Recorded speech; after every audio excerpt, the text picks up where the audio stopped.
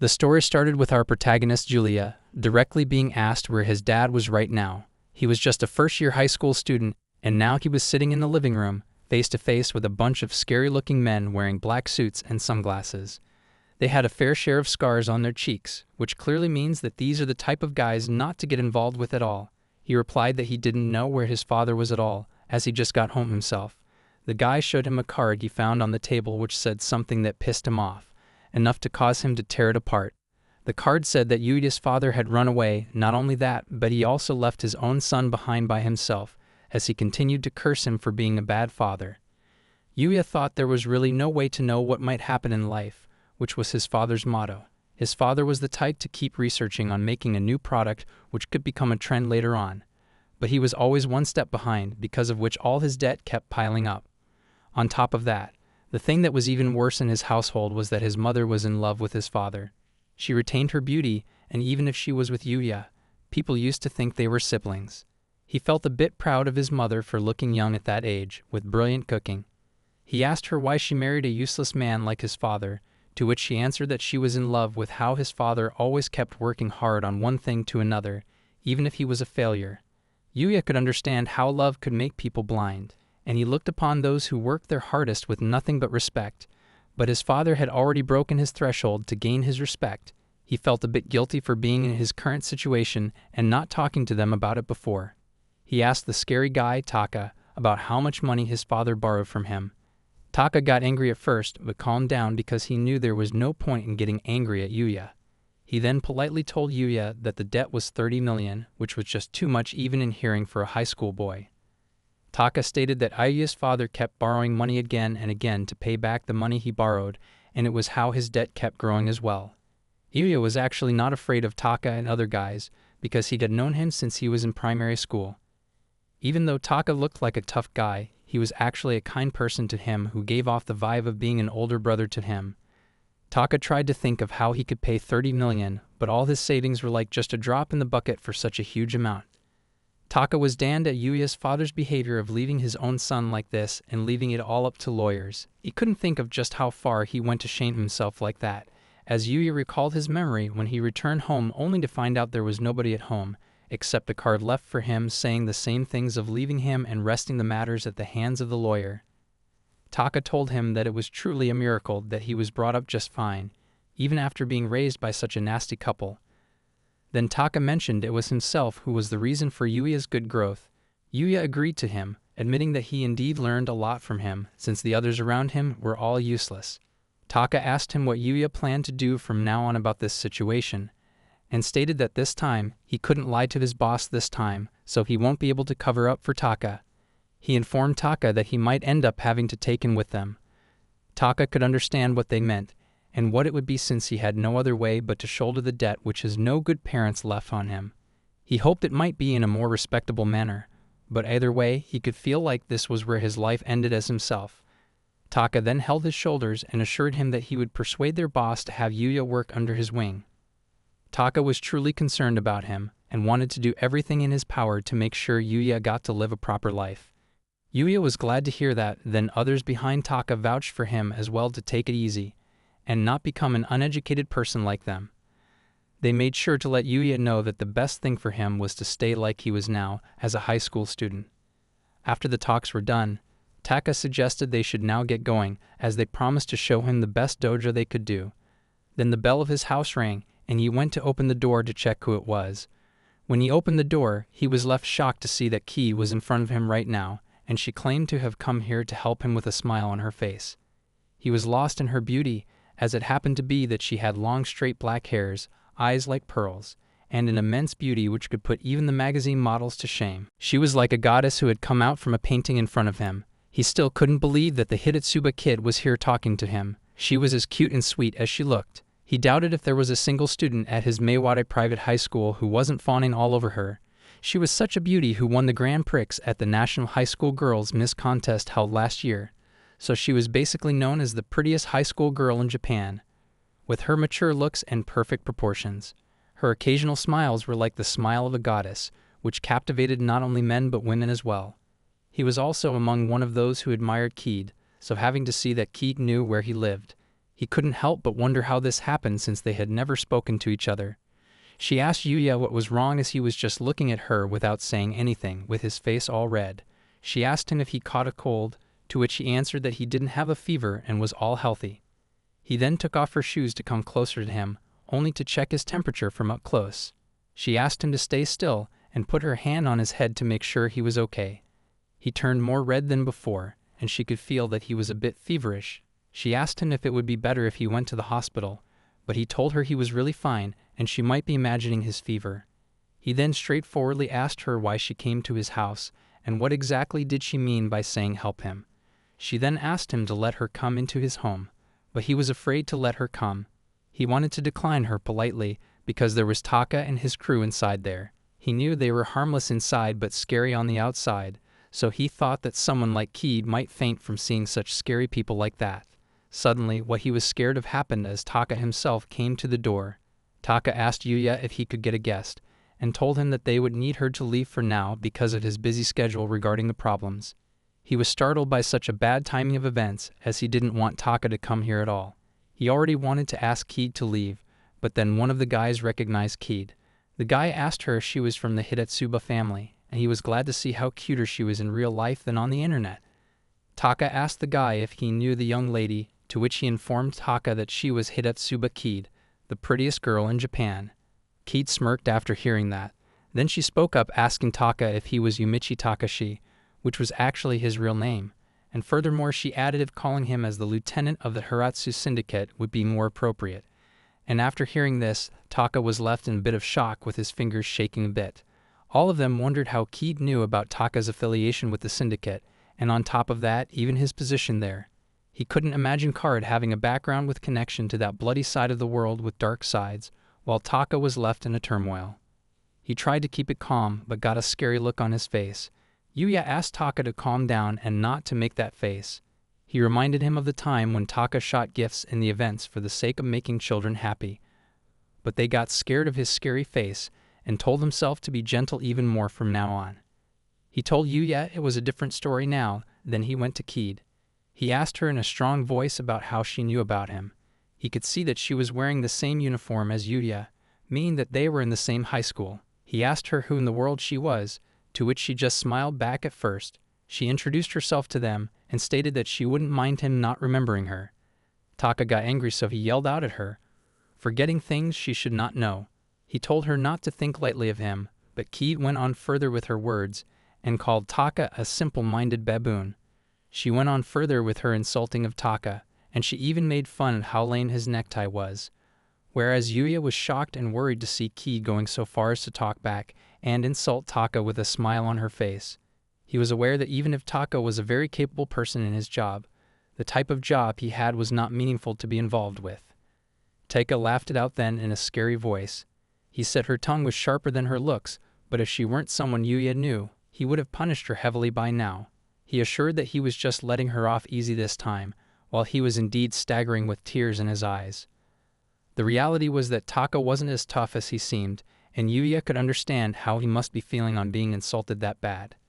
Taka then got serious and told Yuya not to take him as a fool this time. He nodded a no to express that he didn't say anything against him, while Taka continued to tell Keed that she was trying to tile him up, but still haven't answered his question about who she was.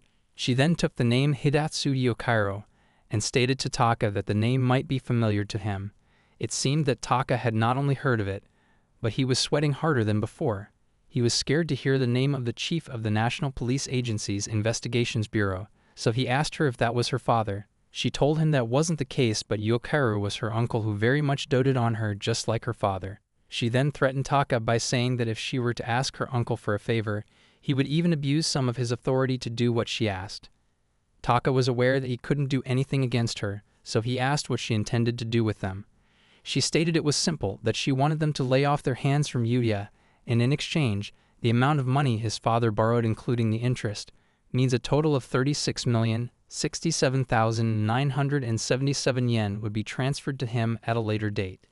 Yuya was surprised to hear everything as the conversation progressed from the revelation that Keed's uncle was police chief, and now she was intending to even pay off his father's. He was confused by all of these events. Then a lady arrived behind Keed telling her not to go ahead by herself. She politely excused for the intrusion and introduced her as Hidatsuba Sakurako, Kied's mother, and she was also a lawyer. Right after she arrived, she spoke to Taka in a sharp tone by calling him by his position and warning him that he might have gotten into a risky business. Sakurako looked calm and gentle, but her tone of voice was as sharp as a sword, and no one could escape from her. Yuya could also feel how much pressure Taka must be under right now, but unexpectedly, Taka spoke up and claimed that he just wanted to take back what they had lent, and the one who died abroad without paying back was Yuya's father. So even if Yuya were not to be blamed, they had no choice but to make Yuya work for them later on. Yuya was surprised to see that Taka regained his composure too quickly, but realized it was all a tough act and that he was really scared. Taka stated it was surely a reasonable thing to do for them. Taka was just putting up a bold front, then Sakurako spoke up telling him there was no such logic, and warned him that the money-lending business Taka was in was by all means illegal, which meant that they didn't even need to calculate interests on that. Taka stated that if he were to be scared of such warnings, he wouldn't be in this money-lending business. He called Sakurako a freaking lawyer who couldn't do anything to him. He asked her what she could do to him and dared her if she had the guts to do so. Yuya could see that Taka was putting himself through the grinder, and there was no doubt that his heart must be pounding, while he broke out in a cold sweat inside. Sakurako then spoke up in a cute way, saying some dramatic lines like "My papa was the coolest man in all of Japan." She teased Taka by saying this, as this was exactly what his daughter said to him every day, while calling her cute as well. She continued saying how his daughter used to speak that her papa had been putting his best at work for the sake of mama and herself every day, because he left in the morning and came back late at night. But he always gave her goodbye and goodnight kisses on the cheek while giving mama on the lips. Taka was left speechless to see how accurate Sakurako was, and more importantly how she got to learn about that. Sakurako then teased him saying it was daring to do anything in front of a first grader. She wondered what his daughter would grow up thinking in the future if he kept on kissing in front of the child. Her words, even though she claimed it was out of concern, it could be felt that they had a threatening message behind them. Taka realized that he couldn't do anything against them, while they could do a lot. Yuya was shocked as well to see Taka's head down out of defeat, making him realize that the mother and daughter's duo was surely scary. Sakurako then warned him by reminding Taka that he had told his wife that he was just a typical salaryman. Taka told her this matter had nothing to do with his wife or kid, to which Sakurako said it was exactly what she meant, and just like that, Yuya had nothing to do with his father's debt and not be held responsible to pay it back either. Yuya didn't know much about the law, but he kind of felt that if his parents were the cause of trouble for Taka and the others, then as their son, he should have to do whatever they wanted. Besides that, Taka had been very caring of him from the start like a big brother. Then Sakurako spoke up that if the debt is not paid by Yuya, then it might not be okay with Taka or his boss, which was why she took out some paper to make a deal with them. Taka took the papers and read them. He was shocked to read its contents. Taka asked her if she was in her right mind, and exactly what she was thinking. He asked her if she was really a lawyer, to which she agreed and admitted she was just an ordinary lawyer, but it was just that her employer was rich. Taka was left a bit confused, then he just agreed to her way of things, and ended this matter here. He promised that he would never lay a hand on Yuya, of which Yuya couldn't understand why he said that. He couldn't believe that the contents of the letter were enough to pay his huge debt in its entirety. He was feeling creeped out about it. Then Sakurako confirmed that Yuya's father's debt was paid in full and called his dad an asshole for being one. Yuya wondered if she knew his father since she had been talking casually about him. Taka confirmed to Yuya as well that the amount was paid now, because of which he was also glad for Yuya, as he would now get to live a straight and honest life like he wished for him. Yuya couldn't understand what Taka was saying or what exactly the conversation was leading up to. Then Kied came closer and held his hands with a smile on her face. He got flustered from her being too close to him, as she told him next that he could now relax and she would tell him everything. She assured him it would be fine and he had no problems from now on. Yuya's eyes were relieved to finally have some ease, but he noticed that Kied was trembling a bit. Sakurako then mentioned that they should now leave the two to talk it out, and asked Taka if he would like to have some tea with her as the fellow members of Yuya's father victims group. Taka declined, saying it would bring nothing but Korean trouble if he gets involved with any of them. He instructed other members of his team to move out as well, and before leaving, he made a declaration to Yuya that from this point on their relationship was ended, and he doubted they would ever see each other again.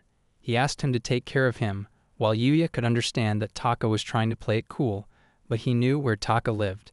He got to know about it from his wife, who asked him that he could come back anytime to meet Rika, the daughter of Taka, so he could actually meet him anytime. Now that things were settled, Sakurako also left the rest to Kid. She thanked her mother, and Sakurako said sorry to Yuya for startling him like this. She told him that things won't be the same as they had been before, but he would still get to live the normal high school life. After she left, they both were alone. Then Yuya asked Kid what was wrong with her since she had been shaking quite a lot. He asked her if she was holding up all right, to which she asked him what he was talking about, trying to play dumb about her not shaking. She claimed it was surely not because she had been standing in front of those scary guys, and she agitated herself more than necessary so that he wouldn't notice. And it wasn't like she was now feeling the fear from back then, now that she was alone. She talked a lot, and he was sure now that Ki had surely been scared of Taka. He held her hands gently and told her that he would serve some tea for her, while she could take a short rest in the living room and tell him the whole story later. She agreed to him and decided to properly explain it to him. She told him that the debt left by his parents was paid off, but there was a condition, which was that Yuya would have to live with her from now on. She said it with such a bright smile. While Yuya was left shocked, he was more shocked by the fact that he would get to live with her and couldn't believe Kid out of all was saying that. He was then scared by the fact that now he would be killed not only by all the boys at the school, but also by all her fans in the whole Japan. She stated that she would now explain it to him, so they should now go to the living room. She asked him to get moving and follow after her, with a bright smile on her blushing face. Yuya felt happy to have Ki call out his name with a smile like that of a goddess, which was near perfect in all aspects, enough to captivate anyone. But the only flaw in her right now was that her legs were still trembling with fear. After that, they went to the living room to talk about things, and she stated that she would now explain the situation Yuya was in right now. She said it could be summarized as well in just a few words, and told him that he had now become her property. She said it was all there was to it, with an innocent look on her face. She told him that was all to it, but after hearing just that, he couldn't be convinced that it was really even an explanation at all. She thought it would be pointless to give out a long explanation, so she tried to keep it short and simple. He told her it wouldn't work, needing more explanation about just when he became her property. He asked her not to treat him like he was her pet she just bought, and explained properly, and told him that he would be her pet from now onwards. She liked the sound of it, and Yuya understood that she really had no intention of explaining anything to him despite what she said. She was chuckling while blushing, as if she kept losing herself in her own fantasies quite much. Even so, she looked just about pretty, which he thought was on the level of being illegal. She then told him not to drink tea with that much sound, and apologized for having a bit too much fun with him.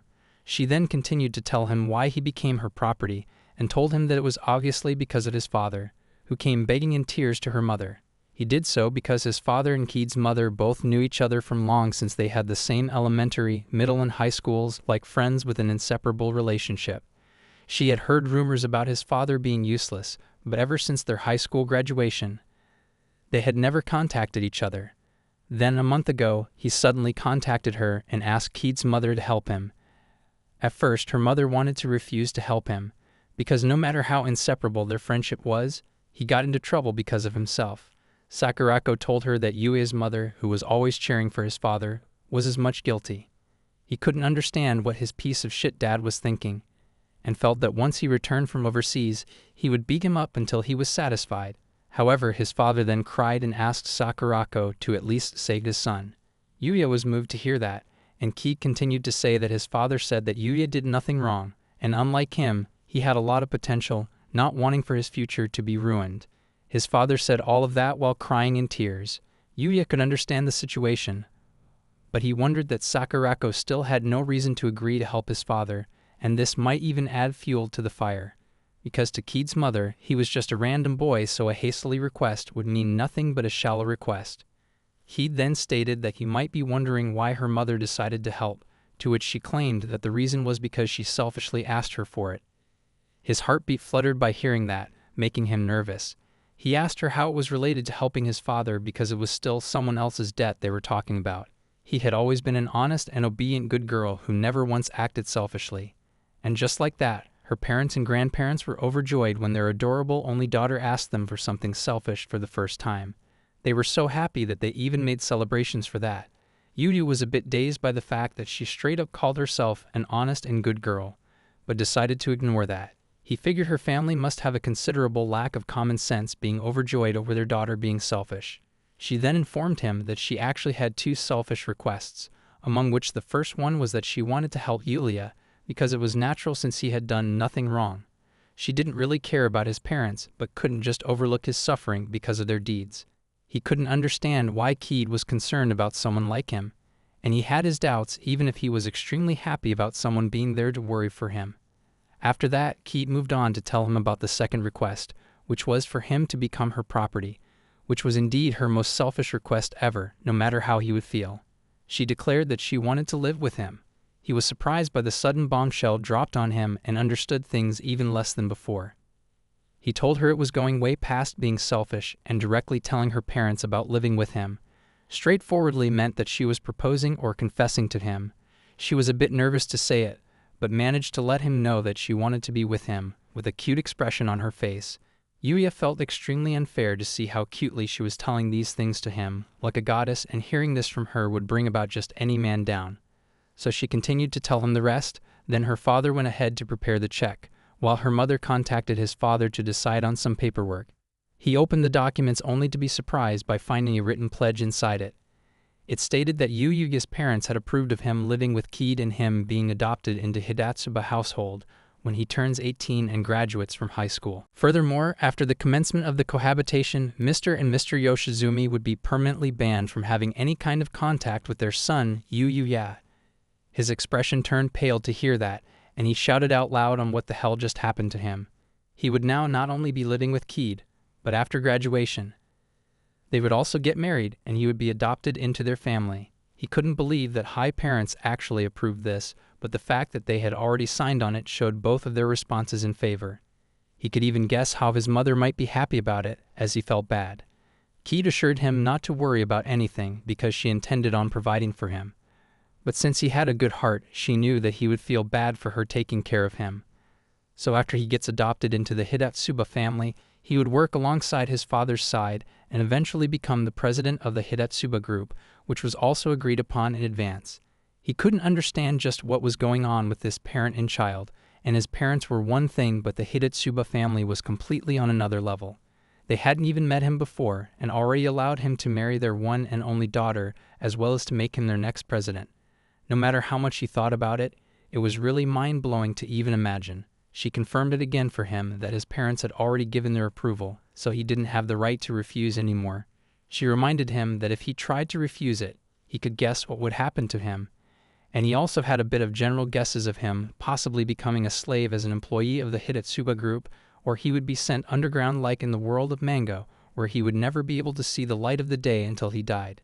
She told him he had a good judgment indeed, and if he had really refused then, he might have become her butler for the rest of her life, and if that were to happen, kissing her or doing naughty things with her would be out of the question. Not only that, but she would make him experience hell where he won't be able to touch her even if she shows him her defenseless self. He could see where she was going, and for sure it would be a different kind of hell for him. He never thought that the day would come when he would hear Keed saying naughty things like this, and no matter what she said, he could see that she was forcing herself given how red she was looking right now. He then imagined having a forbidden love with her didn't sound too bad, as his imagination went a bit wild. She told him it won't happen and she won't allow forbidden love relationships, feeling flustered by all of that. After all, she just wanted to have a pure love which was better than any other, and asked him if he wouldn't want to profess his love proudly. He was amazed by her cuteness, and even though Keed at school was known as an impeccable beauty who was like an unapproachable flower on a high peak, for him to witness her like this was completely different. But she was just cute and innocent, which might just be her real self according to him. He figured if that was the case, then it meant that he was one of the few people to know the real self of Keed. It made his heartbeat race faster, and he stated that he understood everything, so he decided to accept the negotiations. Also, it wasn't like he was trying to refuse because this proposal was like a godsend for him. He got to live within Mary Keed, which was nothing short of a dream. He drank tea while feeling nervous after saying his decision out to her. He thought it would be fine to be able to live and marry a transcending beauty like hers, after which the president's seat of the company would be waiting for him as well. He tried to deny that he was feeling lonely, but she could see it clearly on his face and couldn't wait to ask him if he was hurting anywhere. He couldn't get what she meant and told her that he wasn't hurting anywhere. She then asked if that was the case, then why he was crying right now. He thought it was weird for him to feel like crying, even after being freed from his stupid parents, but his tears weren't stopping. His chest started to feel like it would burst open right about any time, and tried to understand just why he was just crying. He then hugged him, and told him it was alright for Yuya to feel like this. She made sure to let him know that she was with him now, and promised to always be there for him just like this. He was feeling weak, because surely even if his problems were solved, it didn't change how he was just abandoned like this. He hugged her back and cried it all out on her shoulder, while she stayed like that to comfort him. She told him it was okay to feel lonely, which was obvious to see that he was suddenly alone, but she gave him hopes of a bright future, and told him that he should be just as happy from now on. When he stopped crying, she asked him once he settled down, he should go and pack because they would be demolishing this house. He was shocked to hear that his house would be gone just like that, and once the plot would be really cleared, the house would be rebuilt and rented out, which would become a source of income for both of them. She then proceeded to tell him about their love nest being already prepared by her in advance, and fortunately, since the next day was a weekend, they won't have school and just go shopping together.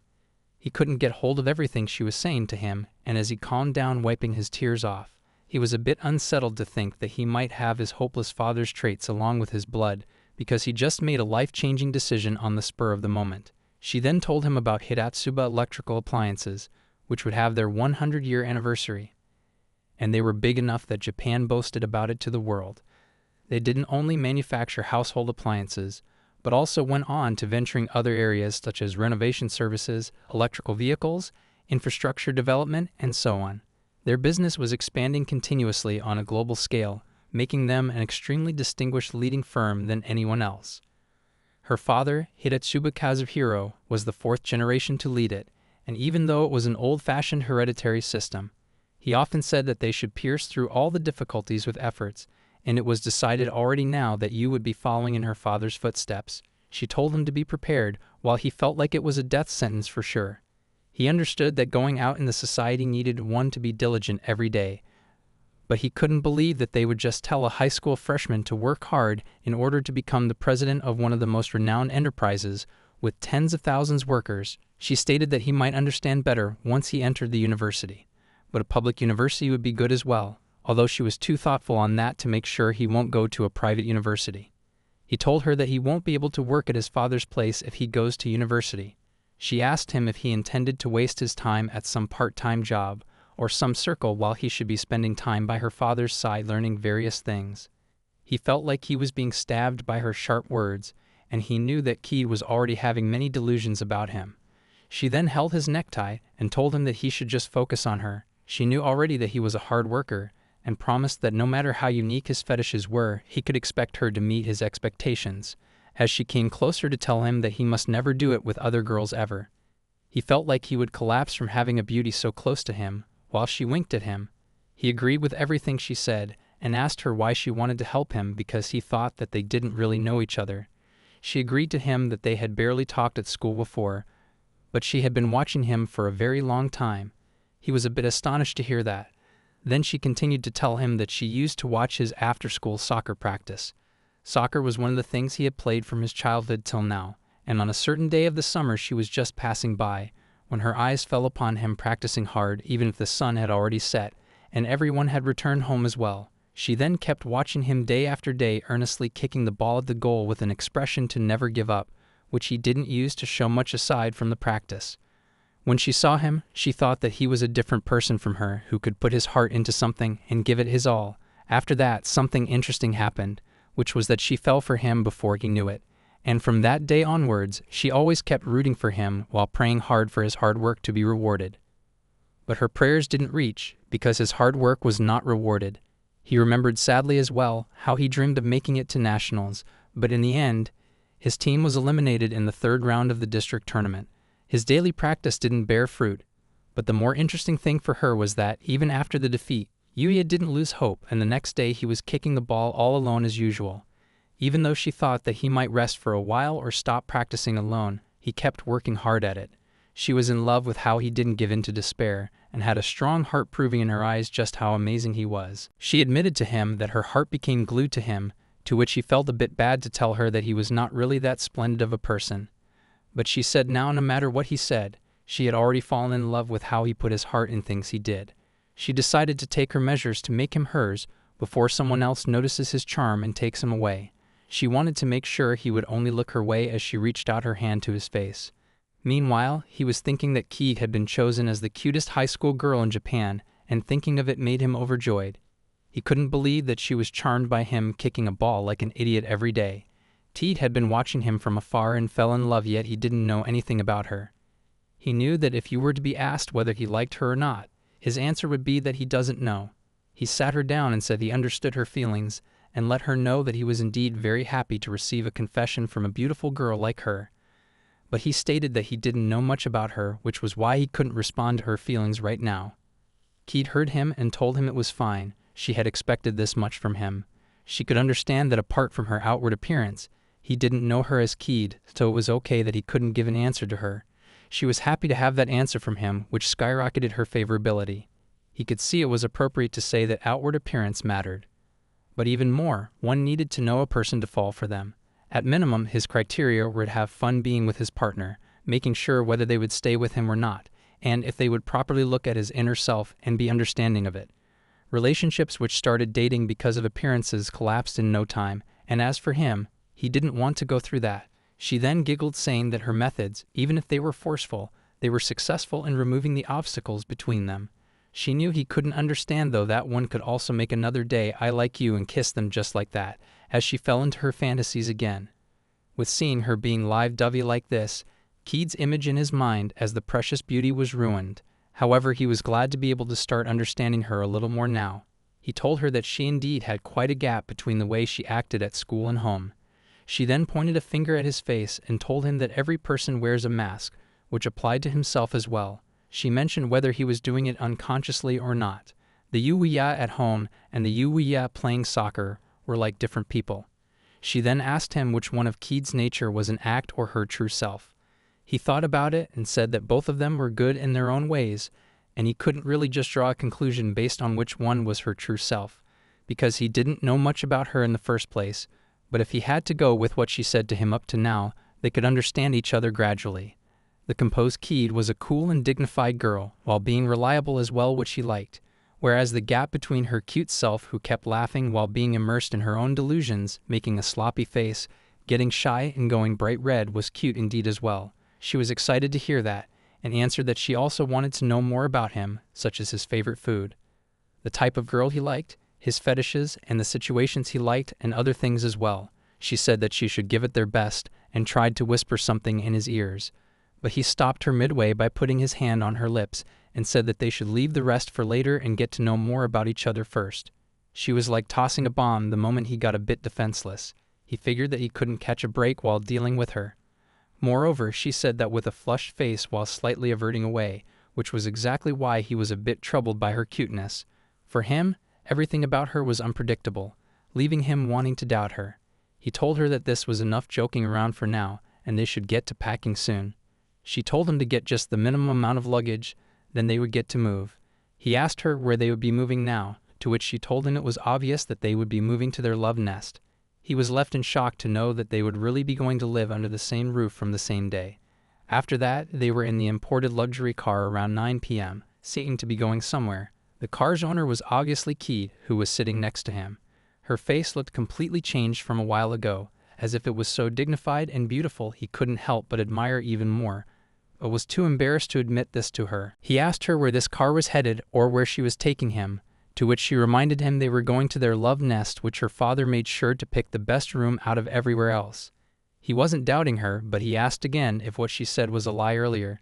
She made a cute expression trying to play dumb, which was confusing him even more. He couldn't help but sigh as they were now in the popular Bay Area, where there were many condos which were basically like first-class hotels. He looked outside of the window of the place, which was completely out of reach of high school students. She was glad to see he was well informed, which was indeed an essential skill to have as a member of society.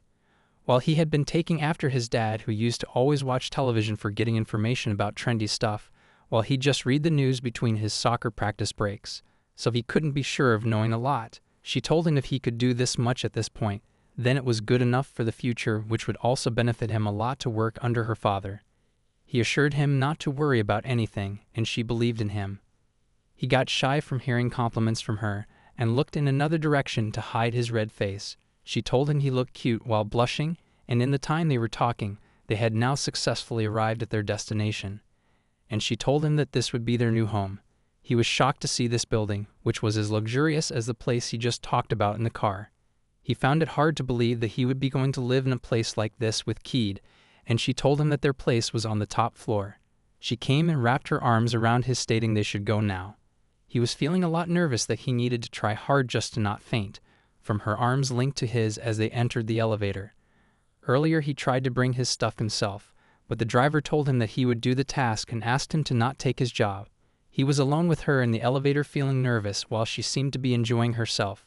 She leaned her shoulders to his as they soon arrived at their floor. The moment he entered their house, he couldn't believe just how spacious it was everywhere, with all the luxury furniture, items, along with top-level cleanliness. She smiled and asked him if he liked it, to which he replied with a question if they would really be going to live here. She told him yes, it was a reality which he would need to accept, and it would be okay because she claimed to be good at cooking. She told him that she would cook whatever he wanted with a smile, and Yuya could cook as well, but decided that they should take turns, or rather have a roster system. He knew it wouldn't be good to leave everything up to just one of them, and took another look around the house. Even the living and dining rooms were ridiculously large. The dining table and the chairs had calming designs, with the sofa which was too large for two people. The TV in their room was also large, while the most eye-catching feature about their room was the view outside the windows, which made it better with the elegant and glittering night view of the bay from the large windows. He started having fantasies to hold her shoulders and give them a squeeze, followed by a passionate kiss, after which they could take it further. But he stopped his thoughts just in time, feeling more nervous. He kept his hand on his face, trying to hide what he was thinking. Then she asked about his face being red. He told her it was no problem at all, and made sure to her that he was not clearly having any strange thoughts.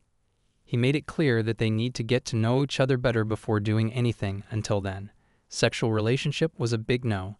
She giggled on seeing him being all nervous and told him he was really a strange person. She liked the part about him being a gentleman, which made him nervous even further, being complimented by her like that. He didn't want her to keep raising his favorability in her mind anymore, or he might lose his sleep over it. He feared the reaction of not being able to live up to her expectations later on. She then told him they should have dinner now and clapped, after which someone rang the door. Then she went to check it in the door camera. After making sure it was her manservant outside, she opened the door to receive the baggage from earlier along with the pizza which would be in their dinner. She asked him if they should eat before it gets cold, with a big smile on her face. He watched her holding 2 pizzas, and understood that it must have been the driver who went to get them. She thanked Miyamoto, her driver, and asked if he would like to eat with them, as he might have not had dinner yet either. Miyamoto said it was okay as his work ended here, and also he couldn't disturb the two. He bowed and took his leave, while Yuya was amazed to see his discipline. Miyamoto had mostly gray hair, and he called himself an old soldier, but his back was straight, and his voice was full of spirit. He didn't seem to be that old at all, with his elegance adding more to it. He was truly an elderly gentleman in his eyes. She heard him and told him that Miyamoto had been a professional driver since the time of her grandfather, so it wasn't an exaggeration to say he was just like a family to them. Miyamoto also drew boundaries in that regard, so after this, they decided to eat pizza before it gets cold, and he figured that he didn't need to ask when she ordered the pizza, which might have been very good at the time when he was packing. There were also Cokes with the pizza. And what more, he found it surprising to see that a beauty like Keed could eat junk food with such glee. She was glad to hear that, and told him it was now one more thing he knew about her. He realized that one couldn't judge a book by its cover, and the public image that people had of Keed was really just an image. While she was just a normal high school girl, she hoped that they would get along well, and handed him cola. He took it, and feeling relaxed, he opened the cola, but the cola spread all over his face, and she laughed because apparently she managed to pull a prank on him. He learned another thing about her, but feeling dumb about himself to be pranked so easily. He learned that Keed was also a prankster despite her innocent appearances. After doing the dinner, he was full and decided that it was about time to take a bath. He asked her if it was okay for him to go to the bath now, and she told him that gas, electricity, water were all available now, so it was okay for him to use anything. He figured he could explore the house a bit before heading to the bathroom, so he checked out all the rooms, But when he went to check the bedroom, it caught his attention the most, because there was a king-size bed with 2 pillows and a comforter. It looked just like a bedroom for one of those lovey-dovey married couples, but he thought since there was still some more time to go to bed, he would leave thinking of bed for later and bath for now. He went to the bathroom, which was surprisingly large just like the other areas of the house. Then he noticed that the bathtub had been thoughtfully large enough for 2 people to be able to stretch their legs while being inside, which would make them able to even bathe together if he wanted. He figured it would be bad, and just thinking about it made him feel things he shouldn't feel right now. He was shy and felt like it was only a matter of time when he might lose his sense of reasoning, go flying out of window, and even if they would not be bathing together. He couldn't handle his fantasies, which couldn't be handled even more if a high school boy were to be living with a goddess like Keed. Then she appeared behind him saying that she wouldn't mind if some mistakes were to happen between them. She caught him off guard by sudden appearance and said that she would wholeheartedly welcome anything. Meanwhile, before he knew it, she was standing right behind him with her arms crossed and a straight face, but her legs were shaking a little bit. He could sense that even though she welcomed anything, she was actually nervous. He told her that he can't forcibly do such things to a girls. After all, he believed they could only do things like that when they were in love with each other. She stated that she still hadn't said anything, but she would be happy if he felt that way. She admitted that she won't take back what she said about welcoming her, and he could keep that in mind. She always kept on saying things which made his heart skip a beat, which might end up making him fall for her even harder. He sighed and then looked at her, being sure that something would definitely happen between them. But he wanted to resist those feelings just a little, because he wanted to get to know more about her. She asked him if he was going to take a bath by himself, to which he told her that saying something like taking bath together was meaningless if she was obviously nervous about it. She was a bit surprised to see he noticed that and averted her eyes, trying to deny it. She told her it could be because his eyeballs might be shaking and she was perfectly normal. He laughed seeing her trying to deny it, while he went quickly to prepare the bath for himself. He sent her outside claiming to take a bath alone, while she could watch TV in the meanwhile. He told her not to peek no matter what, but she seemed to be delighted by some other imagination inside her mind hearing that. She asked him if that was a thing to peek at when asked not to, and somehow she ended up thinking of it as a sign to just peek at him. He was a bit weirded out by her persistence, while she told him to be more honest with her if he meant her to take a peek. Seeing that she didn't want to listen to him, he noticed that it was usually a boy trying to look at a girl, but it was reversed here. He thought that normally she must be asking him not to peek at her, to which she said that she would rather welcome it. He wanted her to match her comments with her actions, because she was confusing him right now. He obviously felt shy himself to be asked like that, and she was looking very cute right now at that. He told her he got it, and would peek at her whenever he got the chance, while saying that he didn't like to be peeked at, so asked her to go outside. She puffed her cheeks, not being able to peek at him. He went to get the change of clothes for after the bath, and while coming back, he looked at the TV and other appliances. He noticed there weren't some things like washing machines or refrigerators and daily preparation supplies, like there were knives but not dishes. He tried to think of what he was supposed to do now, to which she came and reminded him that she told him they would be going shopping the next day. She said they would buy dishes in the morning, then appliances like washing machines and refrigerators. Although she could have gotten them herself, she decided not to do that. He could understand a man and a woman who start living in the same apartment to go shopping together, but high school students going shopping felt a bit unusual. Besides, there were things like, what about money? He asked her that she could have gotten appliances from her father as they had a manufacturing company, to which she said that her father wanted them to buy and decide what they wanted to buy for themselves. She agreed with that and asked Yuya if it would be okay with him. He knew even if she asked that, he didn't really have any choice because he might be forced to agree with her on that opinion as well. He also kind of wanted to buy things like that personally, so he was okay to go shopping for them. She was excited to hear him saying that it would be fun to choose home appliances. She agreed to him, and since they would be living together from now on, she wanted to choose something they both could agree on. It made her smile and looking forward to tomorrow. He smiled as well, seeing how simple and good-natured Keed was, and this all felt like a dream to him. He remembered everything that happened in a single day, that his shithead dad got into debt and fled overseas, which led him to almost be taken away as Taka's underling, but she saved him. It was decided for him to live together with her and get married regardless of his intentions. Thus they have moved now into a new condo, and tomorrow they will be going on a date to buy daily supplies. Now that the bath was ready, Keith got behind him and said they should get in, while offering to wash his back. He flicked her for trying to trick him so casually and told her even if she was fine with that. It was still embarrassing for him, so he asked her to be a good girl and stay here. But when he went to the bath and got into the tub, she came right afterwards and tried to open the door, but he had made sure to lock it. She kept asking him if he needed her inside, but he didn't know what to do now and just stayed silent. He doesn't know how long he would be able to endure her, or it might be that he had already started to feel cozy around her.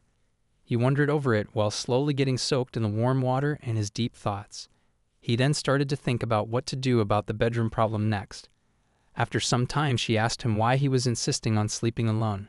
He averted his eyes from her to dodge the question. He knew he would have to confront this problem sooner or later and remembered while she was taking a bath. He was just relaxing in the living room watching videos, but at that time she kept calling out Yuga in a teasing way, trying to ask him to take a peek at her, for which she kept her door unlocked. He tried his best to ignore that, and before that, when he was in the bath, he thought a lot about the bedroom problem. He couldn't think of a way out, learning that this was indeed a very complex matter like politics. He told her that he was not a delinquent who would want to sleep with a girl, so he would just sleep on the sofa in the living room. She straight up declined him, making an angry face and telling him that he was delinquent enough so he should sleep with her. She asked him angrily why was he keeping on insisting to sleep on the sofa when they had a fluffy and comfortable bed big enough for two. She told him that she would cry if they were to start living together under the same roof by sleeping separately. So now they were both sitting on the opposite ends of the bed debating this topic. She looked so beautiful having just taken a bath, and her flushed face added so much more to her charm. He figured if you were to get a little closer to her, he might not be able to stop certain things from happening between them, which one could only imagine. He would sleep on the top-quality bed, but thought that as a man and a woman who aren't in a relationship, suddenly sleeping in the same bed was improper. He made it clear to Keed that no matter how okay she was with it, he was not. She asked him why, and after thinking understood that he was worried about him attacking her in sleep. She asked him if she got it right, and he was surprised to see how she could say that with a happy face. He also couldn't settle on her being so close to him suddenly, and then he slipped from the bed. She asked him if he was okay. He told her he was okay, and asked her not to come any closer to him. He said if she came any closer, then he might go crazy. She smelled citrusy, and he wondered if she already knew that he liked that smell, and if that was the case, she was surely a good tactician. The combined smell of her shampoo and body soap was so perfect, and if he gave in to his impulses, then he would hold her tightly right away. She smirked and told him it was okay if he hugged and smelled her like a puppy. Even if it might be a little embarrassing, she would hold her tight and might even pat him. He asked her how she could tell what was going through his mind, to which she stated she could always see through him. She told him she could easily tell his feelings by looking at her face. He was flustered to know that his face was so easy to read right now, and hid it with his hand. It was so embarrassing for him, but even so he did his best not to give in to his desire that easily. He refused to yield, and seeing him struggle, she understood him. She told him that she was planning to cuddle him to sleep, but now she would give up seeing his current state. However, she put the condition that he would have to sleep in the same bed as her, because if he slept in another room, then he might end up catching a cold. She stated he was free to do so, unless he had a nurse fetish, trying to implore that she would become a nurse for him if he fell asleep, which would be even more troublesome for him.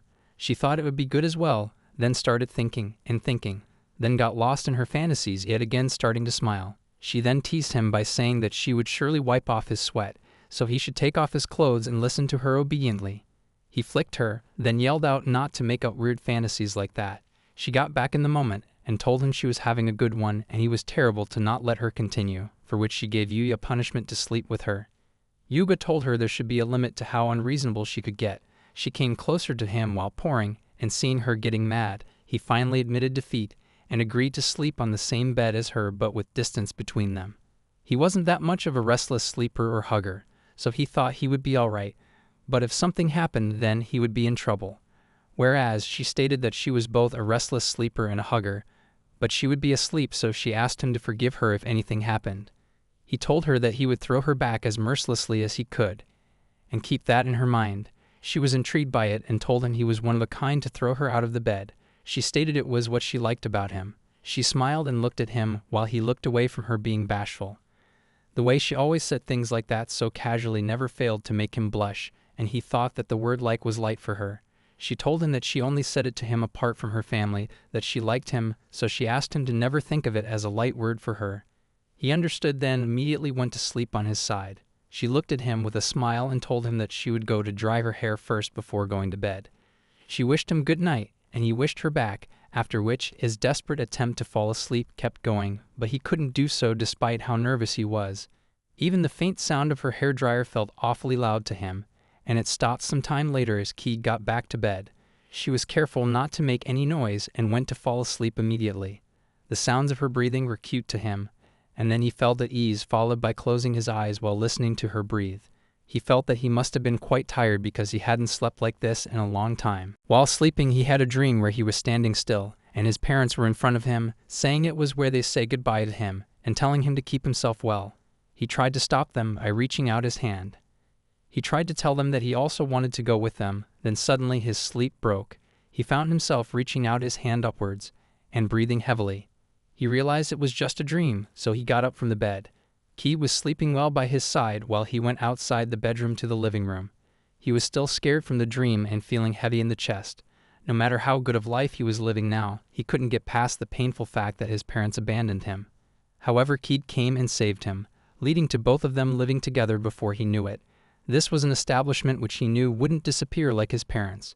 There were good times and bad times, but even so he thought that he would be with Hi Ma and Dad forever, but they just went away without him. He felt weak and fell on his knees, feeling sad about why they just didn't take him along with them. He missed his dad and mom a lot and started crying out. He kept crying for quite a while, then while wiping off his tears he heard Keed calling out his name, as if she was standing behind him. But by the time he looked back he realized she wasn't there. He thought if he was just imagining things, as there was no way Keed would wake up since she was sleeping well. He remembered how kind she had been to him and always smiles whenever she was with him. He felt better by thinking of her, then came back to bedroom being careful not to make any noise. Then he encountered a weird sight, that Keed was sleeping while smiling. What more was that she was sleeping on the side where he was sleeping earlier. He was sure she had been sleeping on the opposite side before, and couldn't think of how she got to his side. He thought she might just be tossing around in sleep, so seeing there was no use in thinking about it, he laid down at the spot where she was sleeping before. He abandoned his thoughts when he got into the bed, and sank his face into the pillow Keed was using. The fresh scent of hers and the lingering warmth of hers soothed him, and if possible, he didn't want to let go of this warmth of hers. He closed his eyes again while thinking of her this time, and slept well across the night. He woke up and saw her sleeping well very close to him, which left him nervous because of which he couldn't go back to sleep. She slept well, and he got heavy-headed when he didn't get enough sleep. So at times like this, he couldn't help but to try taking a good hot bath to freshen himself up. While the bath was being prepared, he waited out in the living room feeling lazy. Then he saw the gamer with controllers ahead, along with the latest 4K OLED TV. He smiled and thought of playing a game, but he figured that he could not do that. As if he were to have fun playing it, then Keed would feel lonely to see him play alone. He could think if his live-in partner did something to have fun on their own. Excluding him, then he would surely feel lonely as well, so thinking that she might feel the same way, he didn't play games. He got up knowing that he couldn't play games while she wasn't around. He noticed there was no fridge in this house, so he wondered what he would do about the breakfast. Then suddenly, Miyamoto appeared and wished him good morning. He wondered where he came from, then noticed that Miyamoto's hands were filled with 2 bags from a familiar hamburger chain. He asked him if he got them for Keed and Yuya, to which Miyamoto agreed. He wondered if Miyamoto could read his mind, and wondered why there were hamburgers and they didn't seem to be light on the stomach, and Miyamoto told him that was the direct request from Keed. Up here she had asked Miyamoto to bring her those things to eat in the morning. He was shocked to know how far she thought of it, but having pizza for dinner and a burger in the morning were surely not good. He wondered if she liked to eat junk that much and felt a bit uneasy because she had told him that she would treat him to her cooking the next day. Miyamoto asked him to rest assured, telling him that Keed's dish was quite peculiar, but he couldn't guarantee the taste. Keed and Yuya having their breakfast together. She was asking Yuya where he wanted to go first later in the day. She asked him with an excitement clear on her face. She continued to say that she was thinking that they would look at some cutlery as their first stop and then continue to see the appliances. Yuya was still focusing on munching on his food when Keed asked Yuya's opinion again on her idea. Still getting no answer, Cade asked him again if he was still mad at her for suddenly barging into the bathroom, but Yuya did not give any response. Cade then assured him that she would not do that anymore and told him to loosen up. However, the way she was saying that was not really assuring, so she might still do that again in the future. She added that she would do it properly the next time, on the bed, as Yuya wished, so she asked him to forgive her, letting out a meow and all. However, after all that, Yuya did not seem to be impressed. He was still sulking and ignoring Cade. Then Yuya finally said, albeit stutteringly, that he would make an exception and forgive her only this once. He told her that the next time she did something like that again, he really would not talk to her anymore. He stressed that he would not talk to her for about 3 hours. Instead of getting intimidated, Cade just said that Yuya was cute and that she liked this side of him. Yuya just smirked in return. Then Cade said that now they already had breakfast. She asked Yuya to get dressed quickly since Miyamoto would pick them for shopping. Yuya agreed and started getting ready. As he was getting ready, Yuya was mumbling to himself that it did not take long for him to get ready. All he needed to do was put on some clothes quickly, fix his hair, and then just wait. He needed to fix his hair because he just wanted to try to look a little nicer when he stood next to a goddess like Cade. Without him knowing, Cade had been listening in on what Yuya said to himself. She told him not to worry and said that he was cool just the way he was, and she also liked what was inside his heart more, and that his appearance was secondary to her. Cade told Yuya not to get worked up since it mattered not what other people say. Yuya seemed to be touched and awed hearing what Cade said to him. He did not really know what to say. After they finished getting ready, Miyamoto picked them up and they all went to the store. They were checking out home appliances like they had planned. Yuya narrated that they had lunch and snacks, and afterwards, they went to an electronics retail store to buy a set of home appliances. They also bought a fridge. He mentioned that that was surprisingly hard. Yuya mentioned that Cade remembered seeing a thin clerk wearing glasses on television who was knowledgeable and well-informed. She met a similar-looking girl clerk at the store and started talking to the clerk about this and that. Yuya also mentioned that the clerk did not care that both Yuya and Cade were high school students. She really listened to what they wanted and what they wanted to be able to do, and she also suggested products that would meet their needs one by one. The way the clerk talked was interesting, and she offered them a discount as well. She was very nice. Yuya also added that what was more interesting was that the more they listened to the clerk, the more they decided on appliances from Hitotsuba Electric, a world-class brand. Also, Yuya mentioned that of course Cade paid everything they decided to buy off in full with cash.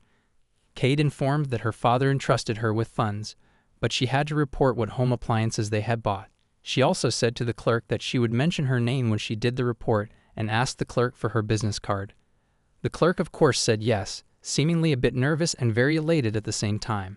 Cade thanked the girl clerk, saying that because of her, she had a very pleasant showing experience that day.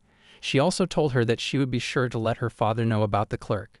The clerk bowed respectfully, and eventually the clerk would go on to climb the ladder of success, rising to the executive level. After they finished shopping, Cade looked at the time on her phone and it said 7:20 p.m. already. Cade said that it took longer than she thought. She then offered Yuya that they should have dinner at home. Yuya agreed and said that he could cook something up, like some pasta, for both of them if Cade was okay with it.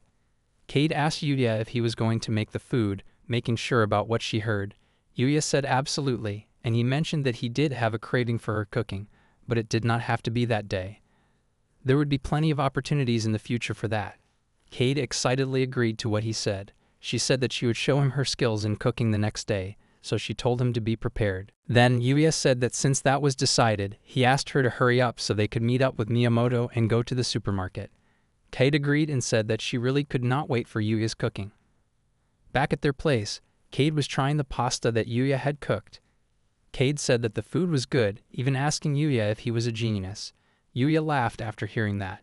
He said that if he was a genius, then all the chefs in the world are complete sods. He could not even imagine what the Michelin star holders must be like. Cade then said that she could not let him win and told him to look forward to the next day. She told him that she would make something that he liked. Yuya asked her if she knew what he liked, and she said yes. Then Cade confidently said that Yuya's favorite dish was hamburg steak. She added that Yuya usually eats sweet breads, but on days when hamburger steaks were served in the school cafeteria, he always ate them. Then she asked him if she was wrong, although she was very confident. Yuya just told her that she was correct and that she knew a lot. Cade said that she did know a lot, From his taste to his dislikes and the lively conversations Yuya had with his friends, she knew everything about him. She said those to Yuya with a smug look on her face. She then asked Yuya if his current obsession was a recently released fantasy game, and it seemed that he liked how charming the childhood friend heroine was in the game, and she asked him if she was the one with huge bosoms.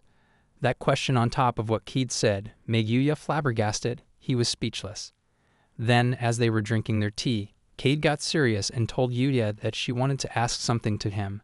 Yuya noticed the serious look on Keid, and he told her that he would answer whatever he could. Keid said that she would ask freely. Taking a deep breath, she started to ask her question still with a serious look. She asked him if he liked women, like the heroine in the game, who have big bosoms.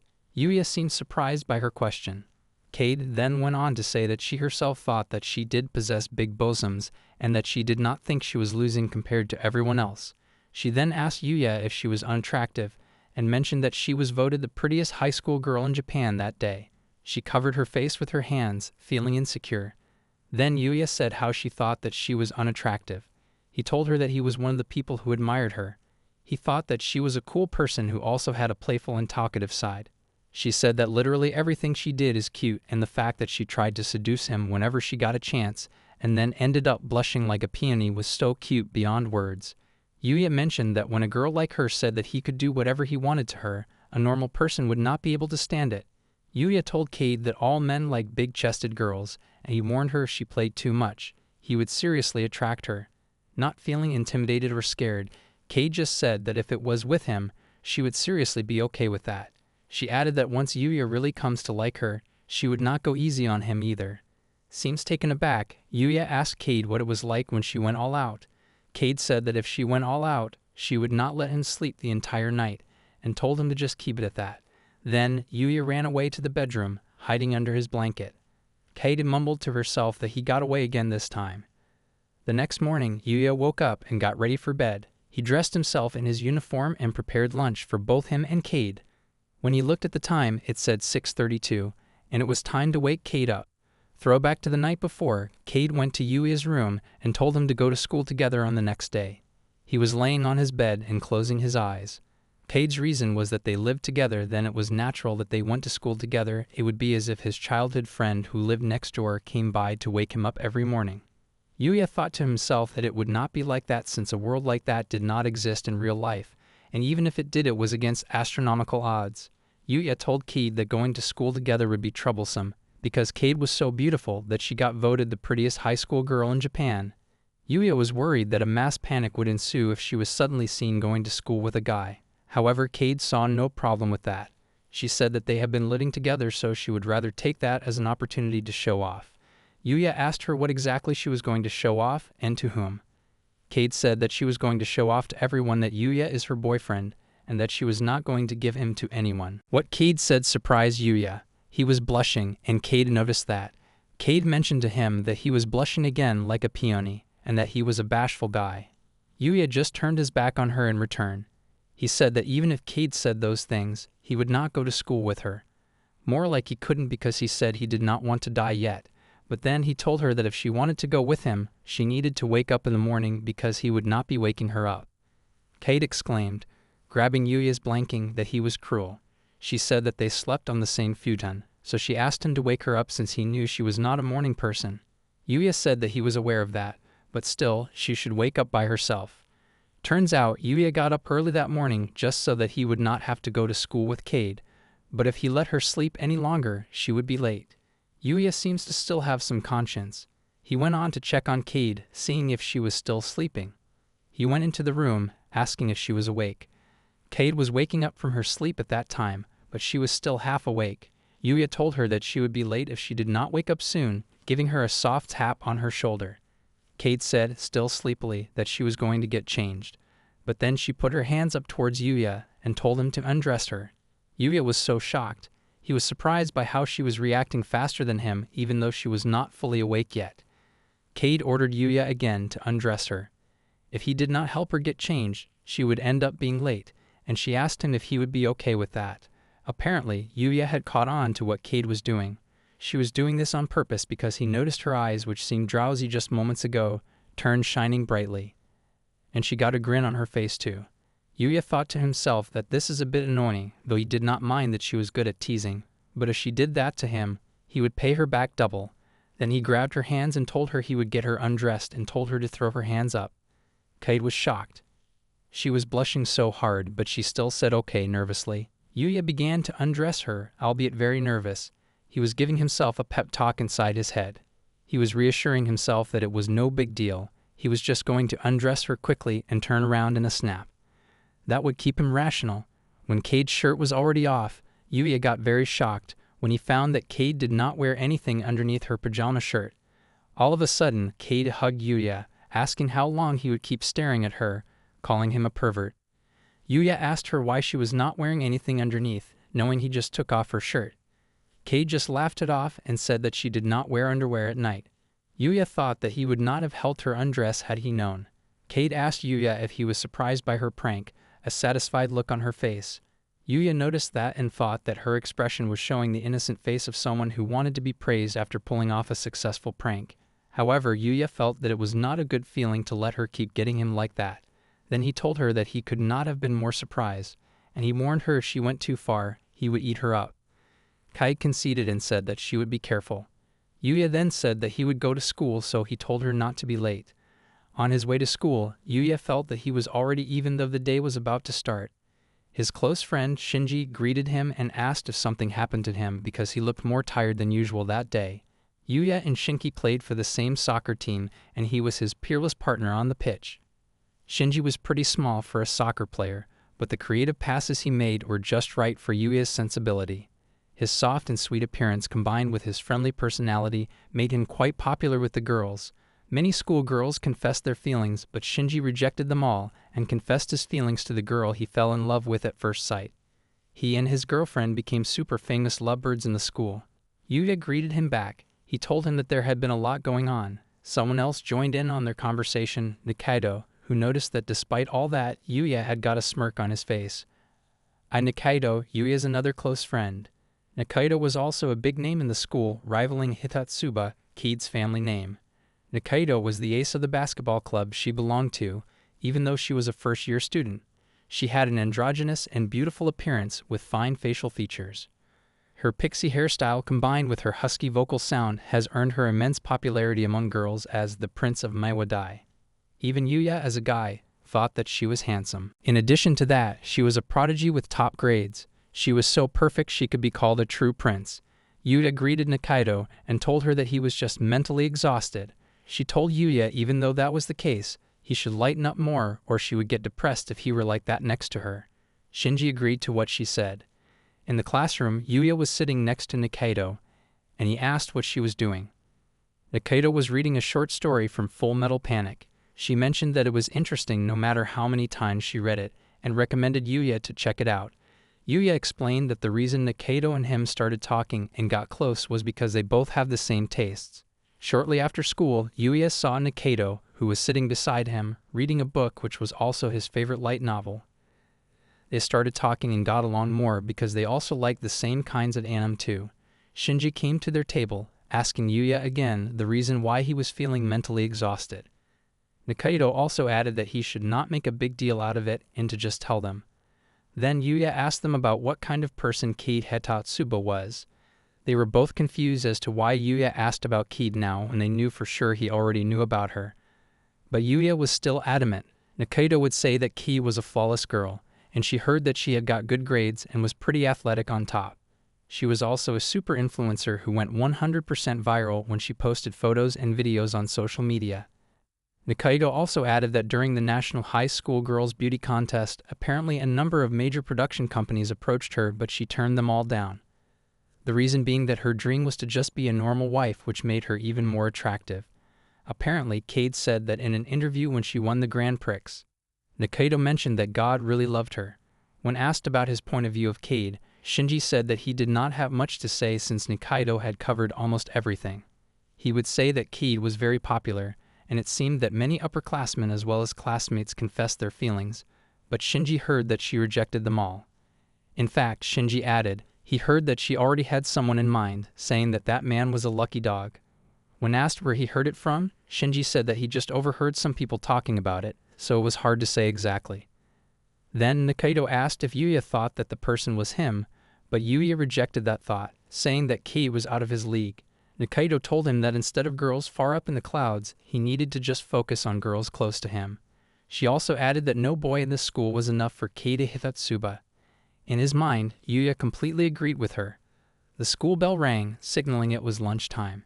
As soon as Yuya entered the lunch break, a sudden storm broke his peaceful days.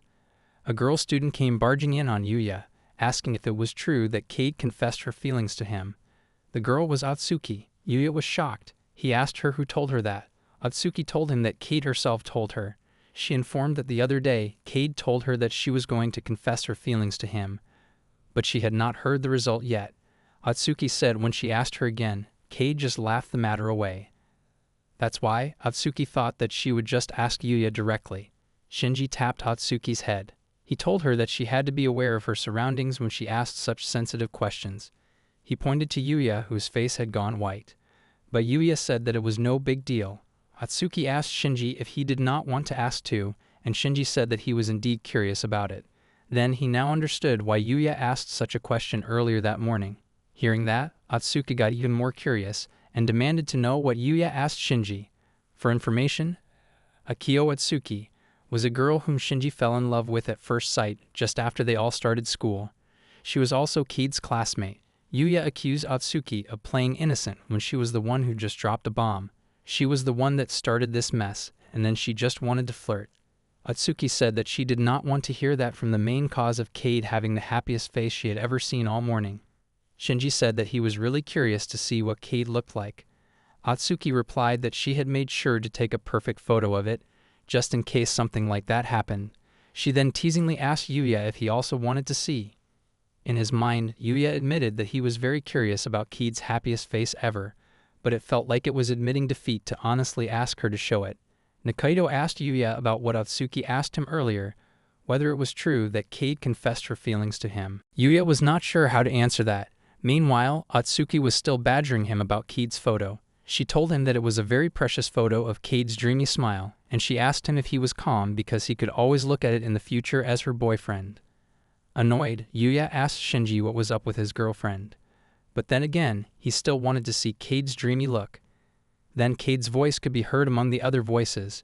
She told Yuya to tell her sooner and that she was prepared to devote herself entirely to Yuya. She said that Yuya could enjoy her body that night if he wanted, then he could see her dreamy look. At that moment, Yuya called out Cade's name, stopping her words. He told her that she should not say such things in school, especially in the middle of the day. Cade just smiled sweetly in response. He asked no one in particular why Cade was there. Cade just addressed Yuya as her beloved boyfriend. She asked if it was that bad that she just came to see him because she felt lonely not being able to meet until noon. Yuya then got hysterical, telling her to calm down a bit. He told her that he was not her boyfriend because he had not responded to her confession yet. He also added that he liked women with a sense of shame. Cade said that she understood if he was going to go that far, then he would best be prepared. Then she showed the lunchbox that Yuya had prepared before and asked him to eat. Atsuki barged in on the conversation, saying that the lunch break would be over soon if he kept wasting time. She told him to be prepared because she was going to ask him a lot of questions. As Shinji and Atsuki were walking away, she said she would get revenge for always calling them lovebirds. After the lovebirds left, Cade asked what Yuya was doing and asked him to hurry to the cafeteria. She teasingly told Yuya not to make her say that there was no seat for him because his seat would be on her lap if that were to happen. As he was about to leave, Nikaido called him, saying that she wanted to ask him one thing. Nikaido noticed that his blue bag and the pink lunchbox container that Cade was holding were matching. Yuya did not say anything to that, so Nikaido asked if she could take his silence as confirmation. Then Nikaido grabbed her own lunch bag and left. Yuya asked where she was going, and she said that she would join him and Cade, and that Yuya would not say no to that. Yuya said yes. Witnessing all that, Cade stared at Yuya, looking annoyed, and told him that he was a cheater. At the cafeteria, Atsuki was wowed by the looks of Yuya's lunch, which was Hamburg steak. She asked if Cade made that, and that it was like something from a restaurant. Cade asked her if she would like to try, and Atsuki was not gonna let that chance go. Then Nikaido also said that she wanted to eat that Hamburg steak too. She told Yuya to let her try it. Yuya became tense, thinking that he could not read Nikaido's mind at all more than usual. He thought that there was a pretty significant difference between Cade giving the food to Efsuki and him giving it to Nikaido. He wondered what her thoughts were on that. Because Yuya did not give any response, Nikaido asked him what he was worried about since she was not asking him to feed her or anything. She then grabbed his arm and told him to give her the chopsticks. Yuya thought that lending the chopsticks to her so that she could eat meant that they would have an indirect kiss. Yuya did not want to make a big deal out of it, but there was someone there who was more upset than him. Cade called Nikaido. She was about to feed her hamburg steak to her. She told her that it was the same hamburg steak so she could have hers instead. She asked Nikaido not to take it from a hungry Yuya. Then, Cade fed the hamburg steak to Nikaido. Nikaido was impressed by the taste of it. She told Atsuki that she was right and that the hamburg steak was so good. Then, Cade called Yuya's name. She said that he was very close with Nikaido and asked him what kind of relationship the two of them had. Cade looked very jealous.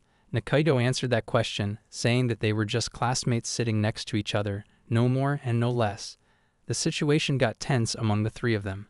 Yuya then confirmed that Nikaido and him were just classmates and told Cade not to worry. Nikaido tapped on the lunchbox, saying that she wanted to ask about that rather than other things. She said that the two lunchboxes were matching and had exactly the same contents, and she asked what it meant. Both Nikaido and Atsuki were waiting on Yuya and Cade's response, Nikaido anxiously and Atsuki with anticipation written on their faces. Yuya seemed very nervous and did not know what to say. But then, Cade smugly said that those were lunchboxes that Yuya made with loving care. Yuya was shocked and Nikaido looked slightly pressed. Yuya tried to calm Nikaido down, saying that although Cade said that he made them with loving care, he just stuffed them with yesterday's leftovers so it was not that big of a deal. Nikaido cut him off by saying that Cade was the one who made the hamburg steak, and Yuya packed them that morning. She was curious as to what that meant. While Yuya was having a mental breakdown inside, Cade revealed that it was obvious since Yuya and her were living together after all. Both Nikaido and Atsuki were shocked by her revelation. Nikaido asked Yuya if he was going to explain what was going on. Then Yuya begrudgingly confirmed that, after school, Yuya, Shinji, and the other soccer teammates had practice. And for some reason, the soccer club's practice was all getting fired up. Yuya's teammates and even the senpai were also getting fired up. Shinji noticed what could be the cause of them getting fired up. Cade was watching the practice from the class balcony. Yuya asked her why she was watching, but Cade just waved her hand and cheered for Yuya. The other teammates were glaring at Yuya because of that. Yuya thought that if Cade cheered for him personally, she would end up fueling their fighting spirits, which would make them work him even harder. Shinji told Yuya that it was tough being loved by the prettiest girlfriend in Japan. Yuya just told him to shut up and that she was not his girlfriend. Shinji laughed it off, saying that Yuya said it was temporary, but they are already under the same roof, and for some reason he was still denying dating her. Shinji told Yuya that he was stubborn in a weird way, and advised him that it would be best if he hurried up and were honest about his feelings. Earlier that day, after Cade's revelation, Yuya reluctantly explained the situation. The explanation meaning a made-up story for cases like that. The story was scripted by Sakureko. The story started with Yuya's parents being deep in debt without his knowledge, and he returned home to find the house completely empty. While he was in a daze, a scary young man named Taka from a consumer finance company came to collect some money. Just when Yuya thought he was in real trouble, Sakurako, a lawyer who was both his father's old friend and Cade's mother, came and saved him. However, he had to give up his house to pay off the debt. Yuya explained that his parents had disappeared, he lost his place to live, and he was at a loss as to what he could do about it. Sakurako told him that he could stay with her until his parents came back, and mentioned that even his father cried and begged her to do so. And then there he was. Hearing Yuya's explanation, Cade did not react very well, saying why her mother got credit even though she was the one that begged. She exclaimed that this story was not right and demanded a rewrite. And turns out, her request had been rejected. Sakurako said that if they were going to lie, moderately sprinkling in the truth made it more believable, and she was no doubt right about it. However, Cade seemed to be unhappy. Nikaido was still confused, so she asked if the two of them were living under the same roof, but they were not even dating. Yuya immediately denied that, and Nikaido kept her mouth shut after that. She was even quiet all afternoon, responding absent-mindedly when Yuya talked to her. Back at soccer practice, Yuya asked Shinji why he was there and what happened to the defense. Shinji told him not to worry since those senpai were so determined to impress Cade that they could defend even without him and Yuya. Yuya said that they could come out on top in the Tokyo tournament if they were that motivated on a regular basis. Then Shinji said that if Yuya dated Cade and got her to be the manager of the soccer club, they could even win the national championship. But Yuya declined that idea, saying that he would never be able to relax. Anyway, Yuya asked Shinji to leave that topic aside and to stop the idle talk and go score some points instead. Shinji agreed, telling Yuya to show how cool he was there, and he told Yuya to leave the setup to him. They fist bumped each other, then continued practicing. Yuya added that it was not like he was trying to look good in front of Cade because she had been cheering him on loudly for a while or anything. Shinji just called Yuya a tsundere and said that he was cute when he got worked up. Yuya was about to say something, but then Cade's loud voice could be heard cheering for Yuya. He was wondering why she was cheering only today. He thought that she would keep quiet and watch so as not to be suspected. But despite that thought, Yuya admitted that he did not feel bad about being cheered on. As Yuya and his soccer teammates continued the practice, Cade also kept cheering Yuya on. Shinji teased Yuya, saying that he was so loved, but Yuya just told him to give it a rest. Cade was doing plank at home, huffing and puffing, and drenched in sweat. Yuya just got out of the shower when he witnessed that scene, staring in awe. The instructor on the video Cade's watching signaled the end of the session of that day. Cade sat and caught her breath, saying that today's quota had been completed. Yuya gave her a glass of water, telling her good job. Cade thanked him and said that water after a workout just hit different. Then she just realized that Yuya was there, asking him how long he had been there. Yuya told her not to get surprised. He told her that she was amazing since he had done planks in his club too, so he knew how hard it was. Cade smiled happily in return and said that it was her daily routine. Constant effort really was the key to being voted the prettiest female high school student in Japan, and her goddess-like proportions were not built in a day. Yuya would guess that she was doing a lot more than just planks, and he got curious. Seemingly caught Yuya's curiosity, Cade mentioned that what else she was doing was a secret. Yuya told her that it would not hurt to tell them, and it was no big deal. But Cade just walked away while saying that secrets made girls beautiful, so she could not even tell him. Then Cade asked him to take a bath with her and to wash her back, but Yuya did not take the bait and just told her to hurry up and go. In return, she said that she was so mean. At school during lunch, Nikaido gave Yuya her homemade lunch, though she said that she just stuffed it with leftovers. Nikaido's fans snickered in the background. They invited Yuya since Nikaido made homemade lunch for him, and he also got homemade lunch from Cade. Yuya just decided to ignore them all, but Nikaido just smiled and waved to her fans, getting them even more fired up, much to his chagrin. Nikaido said that it was okay because it was like a kind of service. Yuya asked Nikaido what had gotten into her since it was unusual for her to make lunch. Nikaido just said that it was to annoy him. Then Cade barged in holding their matching lunch boxes. She happily announced to Yuya that it was time to have lunch together. But then she noticed the lunch box Nikaido had made and asked him what it was. Nikaido told her that it was exactly what she had imagined, and that she was one step too late. Cade got annoyed, saying that it was careless of her and thought that they should have come to school together that morning. But Yuya said that there was no way they could have gone together because Cade slept in even later than usual that day. Yuya noticed Cade sneaking out of the bedroom after he went to bed, and she was doing God knows what in the kitchen. Yuya recalled that the day before, Cade told him that she would make lunch the next day, and she was so eager. But he felt guilty that she was almost late because of that, so he did not want her to try too hard. The next second, Cade put her homemade lunchbox in front of Yuya's face, asking him and making sure that he would eat the lunch she had made. On the other hand, Nikaido said that she gave her homemade lunchbox to him first, so she thought that it was only fair that Yuya ate her lunch. Someone chuckled, telling Yuya that they heard it all. It was Atsuki. Yuya thought that the #1 troublemaker he did not want to see had now entered. Atsuki told Cade and Nikaido that instead of having Yuya eat one or the other, she suggested having him judge which lunch was better. Both Cade and Nikaido agreed to that fair solution. Nikaido mentioned that she was not interested in winning or losing, but if Yuya would eat the lunch she made, then by all means. All of them just did not bother to ask Yuya for an opinion. Meanwhile, Shinji, who was just staying on the sidelines and having his fun, said that he liked Yuya's attitude of trying to choose one. The battle began, and Cade volunteered to go first. She showed her homemade lunchbox. Atsuki commented that the legendary duo of Karaage and Tamariyaki were truly the top-rated side dishes people would want to see in their lunch. Aotsuki told Cade that she was going for the win. Yuya ate Cade's lunch. She asked if it was delicious, and he said that it tasted good. It had an authentic Japanese taste and smell. He asked if she did something special. Cade was glad that he noticed, saying that she tossed the bonito flakes into the meat before frying. Yuya wondered where she learned such a recipe, but she just said that it was a secret. Yuya finished the meal. Next was Nikaido's turn. Coincidentally, she made the same side dishes as Cade.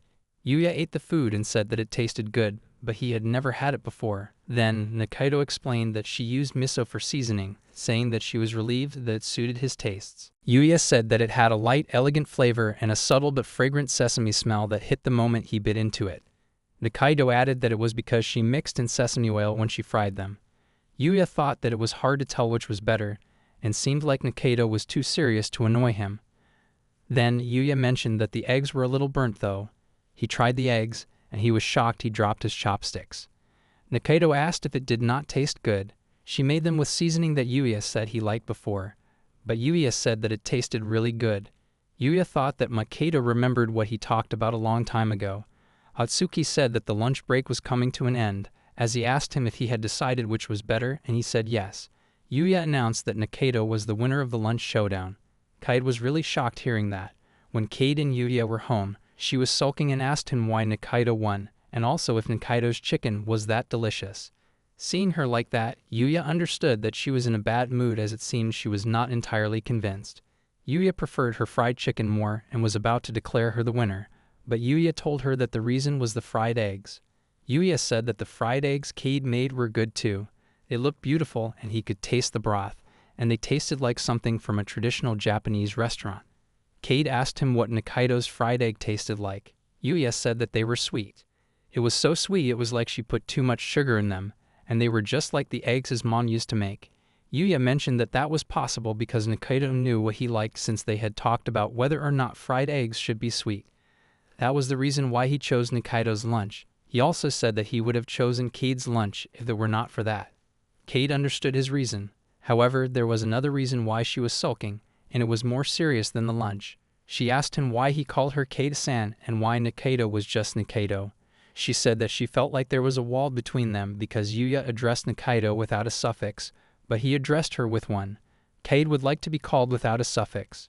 She asked him the reason behind him calling Nikaido that way in the first place, though Yuya thought that there was no reason. Still, he explained that Nikaido and him happened to be sitting next to each other and their conversation took off because they both played sports, so they got along well. Nikaido had the spirit of a prince, so before he knew it, she started calling him in a friendly way. That was the reason why Yuya naturally started calling her Nikaido too. Then Cade said that she also wanted to get closer to Yuya emotionally. Cade revealed that she might not look like it, but she was pushing herself to call him Yuya, so she wanted him to call her by her first name too. The clock was ticking, but Yuya had not given any answer yet. Then eventually he conceded and called her by her first name. But he felt more embarrassed than he had thought. He was definitely blushing. He looked like a tomato and his face was so hot it could catch fire. But he also noticed that Cade's face was just as red as his. Cade said that she was glad and thanked him. Cade really felt on top of the world now that finally she got Yuya to call her by her first name. That was a day to celebrate, she said. Then she remembered that she should do her daily workout and skin conditioning while Yuya was bathing. Right then, Yuya got out of the bathroom and thanked her for waiting. He told her that she could take a bath. He noticed she had some kind of machine and he asked what it was. Cade just stared in awe at Yuya, admiring his hair, his skin, and his scent that she was practically drooling. Yuya asked her if she was okay because she looked dazed. He touched her forehead to check if she had a fever, but she did not. Cade blushed even more. She thought that it was unfair of him to surprise her like that. She admired his smile, which looked radiant. Cade laughed it off and told him not to worry. She told him that the machine was a beauty appliance called a steamer. Yuya nodded as he seemed to be enjoying hearing such things. Yuya said that he was more happy now that he knew her prettiness was the result of daily efforts. He told her that it made him really happy knowing that he was the only one who knew about that. Meanwhile, Cade was so glad that she had been working hard every day, and the fact that Yuya thought she was pretty made her happier than anything else. Then Cade said that she had one request that made Yuya shy and looked away. Cade grabbed his cheeks in her hands and asked him if he had already forgotten that he had promised to call her by her first name. Yuya said that he would try his best to do so. The next morning, Yuya was surprised to find Cade already up and was having breakfast early in the morning. Yuya noticed that she seemed to have bags under her eyes, which worried him. But Yuya also thought that it was unlikely she stayed up because she could not wake up early. Cade said that with trouble, Yuya finally started calling her by her first name, so she wanted to go to school with him at all costs. Yuya said that that was definitely embarrassing and it could lead to misunderstanding. Then he made the mistake of not calling her by her first name.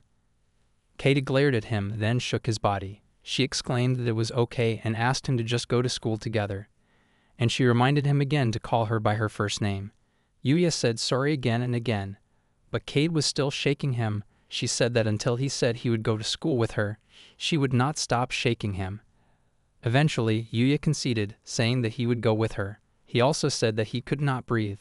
Finally, Cade released him from her hold, happily saying that that was her first time going to school with Yuya, and if that was the case she had to get ready fast. She said that she needed to put in more effort than usual. Then Cade did something unimaginable that shocked Yuya to the core. She asked him which underwear he thought was cuter, while standing shirtless. Yuya covered his eyes quickly and asked her why she would ask him that. She said that because that would be the first day she got to go to school with him, then it would only be natural to wear lucky underwear. Yuya did not seem to think so, but Cade was still adamant, asking him which one he thought was cuter. Yuya just chose the red one because he thought that the passionate color could be perfect for her enthusiasm that day. But then he said that the blue one was cute too. Cade understood and said that she would go with the red one that day and go with the aqua one the next day. Then she left after saying she would get changed. Yuya had enough. He said that the day had just begun, and yet he was suddenly overcome by fatigue. He wondered if he would be okay for the rest of the day at that rate. He was a nerve wreck. At school, many students glared at Yuya. He thought that all his fears came true. Shinji greeted him and asked how he felt to be the star of the day. Yuya explained it using just one word, hell. Shinji said that that was how it was since Yuya and Cade came to school side by side like some kind of couple. Shinji advised Yuya that he should have prepared for that to happen. Yuya told Shinji to cut it out, and he explained that even though he said it was better not to do that, Cade would not listen to her at all. Shinji was a bit confused by what he said. Nikaido came and said that she heard Yuya started dating Cade. She asked him if that was true. Yuya wondered why it became such a story. Nikaido grabbed his shoulder and closely told him that he said Cade confessed her feelings to him, and he had not responded yet, but since they came to school together, she asked him if that meant exactly what it meant. In the background, Nikaido's fans were jealous of their interaction. Nikaido continued that it was also reported that he called Cade's name in a loving tone. Then she told him that he would feel better if he just confessed. Yuya revealed that he had not yet responded to her confession. Then the bell rang, and it was time for lunch break. Nikaido told him that she would ask for more details later. Yuya never thought he would see the day when he would want his morning class to end. Yuya and Nikaido talked privately. Nikaido told him to pick up where they left off earlier. Yuya told her that it was just like he said in the morning. It was not like he was dating Cade, and he had not responded to her confession yet. Also, he came to school with her that day because she insisted. Nikaido asked him why he did not respond since he was so close to her that they called each other by their first names. And Nikaido asked Yuya if he had feelings for someone else. Yuya said that because he was afraid. Nikaido asked why he was afraid. He just needed to respond to H equals Cade's feelings. Yuya revealed that he was afraid of losing his loved ones, just like how one day people who he thought would always be around suddenly disappeared. Yuya was afraid it might happen again. Even though he wanted to respond to Cade's feelings, he could not just take a step forward. That was the reason why he had not responded to her confession yet. Nikaido understood. She said that it was heartbreaking when family members suddenly disappeared, and her heart ached just thinking about it. But then she also said sorry to Yuya since she could not really understand the pain nor the loneliness he experienced. She was not him, nor was she an involved person like him. Nikaido asked him if Yuya was being stupid, since he should know that Cade was not that kind of girl, and that she lived under the same roof with him because she wanted to be with him. She asked him if he really thought a girl like that would disappear from his sight. Inside, Yuya agreed to what Nikaido said. He also thought that Cade was different, and he was the one who knew that the best. Then Yuya told Nikaido that she was right. Nikaido said that as long as Yuya got it, it was fine. She was surprised because he said more wimpy things that she could have imagined. Then Nikaido slapped Yuya's back loudly. Yuya got a phone call from Shinji, but when he answered the call, it was Atsuki. She said that it was an emergency and told him to get to the infirmary quickly. Yuya was confused. Then Natsuki informed that Kid had collapsed right after PE ended. Yuya was shocked by that news. The phone call ended. Nikaido said that she was done talking and told Yuya to hurry up and go to Kid since she would surely be waiting for him to come to her. Yuya apologized profusely and thanked her. Yuya rushed to the infirmary. He was gasping for air when he got there, but he did not see the nurse there. He found Kid and asked her if she was okay. He touched her forehead and felt that she was burning up. Kai chuckled and said that his hand was cool and comfortable. Yuya thought that it would be hard for her to speak with such a fever. Kate said that she would be okay, and she just had a little fever. Yuya asked her how high was her fever, and she informed that it was 38.7 degrees. Yuya said that he would not call that okay. It could be seasonal flu, and he suggested she leave early and see a doctor. Kate sat up on the bed and told him not to worry. She said that it was not a cold or anything. She said that it was just overwork and lack of sleep, and reassured Yuya again that she was okay. Yuya grabbed her and said that she was not okay at all. Kate hugged his arm to her side and told him to calm down. She asked him not to go anywhere and to stay with her. She told him that she wanted him to look at only her. Yuya said that he would do his best. He told her not to worry and it was going to be okay. He was not going anywhere. Kate hugged his body and asked again if he would never leave her side. He told her that he would not, and said that she should rather rely on him more and that she could lean on him if she wanted. Kate made sure she heard it right, and she said that she might not look like it, but she always demanded attention. Yuya did not mind that and told her to lean on him a lot. He stroked her head and hugged her. The door opened and the nurse walked in, saying thank you to Kate for waiting and that she bought some cold sheets to put on Kate's forehead. She had not realized the scene unfolding in front of her yet. Yuya was shocked, but Kate was unbothered and kept hugging Yuya. The nurse, whose name was Chika-sensei, said that she remembered Yuya from the first class, class 4. She asked what he was doing there. Chika-sensei was a new female nurse. She was a grown woman with striking long hair. But for some reason, Yuya thought that she had a mascot-like cuteness, and he had heard that she was popular with both men and women. Yuya stuttered at first, but then he said that he was a little worried about Kate, so he thought he would look in on her. Kate greeted Chika-sensei. Then she told him that Yuya was her boyfriend and also something about her future, but she did not finish her words. Chika-sensei then said that Yuya was the one whom Kate had told her. She told Yuya that he would be worried if he heard that his precious girlfriend had collapsed. Chika-sensei also revealed that Kate kept mentioning his name in her slumber. She also said to him that he must love Kate so much that he immediately rushed to see her when his friend contacted him. Chika-sensei seemed to be jealous of that as she said she wanted such a devoted boyfriend too. Yuya then asked Chika-sensei how Kate was after all of that. He asked her if she had a cold and if she should go to the hospital. Chika-sensei came to her senses and professionally said that it was just fever from overwork and that she was sure Kate would feel better if she kept quiet in bed for the day. Yuya was relieved to hear that. Then Chika-sensei told him to return to his class as soon as possible since the bell just rang. Yuya thought that he'd better hurry up, but to do so, he would have to pull off spoiled Kate who had turned into a burr, he thought. Kate exclaimed that she would not let Yuya go and told him to just rest in the infirmary too. Chika-sensei joked by saying he could stay and told them to enjoy their time, but she got serious in the next second, exclaiming that the infirmary was not a place to make out. She sternly told Kate to lie down and sleep, and she told Yuya to hurry back to class and start learning. Yuya hurriedly left the infirmary, not wanting to upset Chika-sensei more. He bid Kate goodbye and told her to have a good rest, as well as Chika-sensei.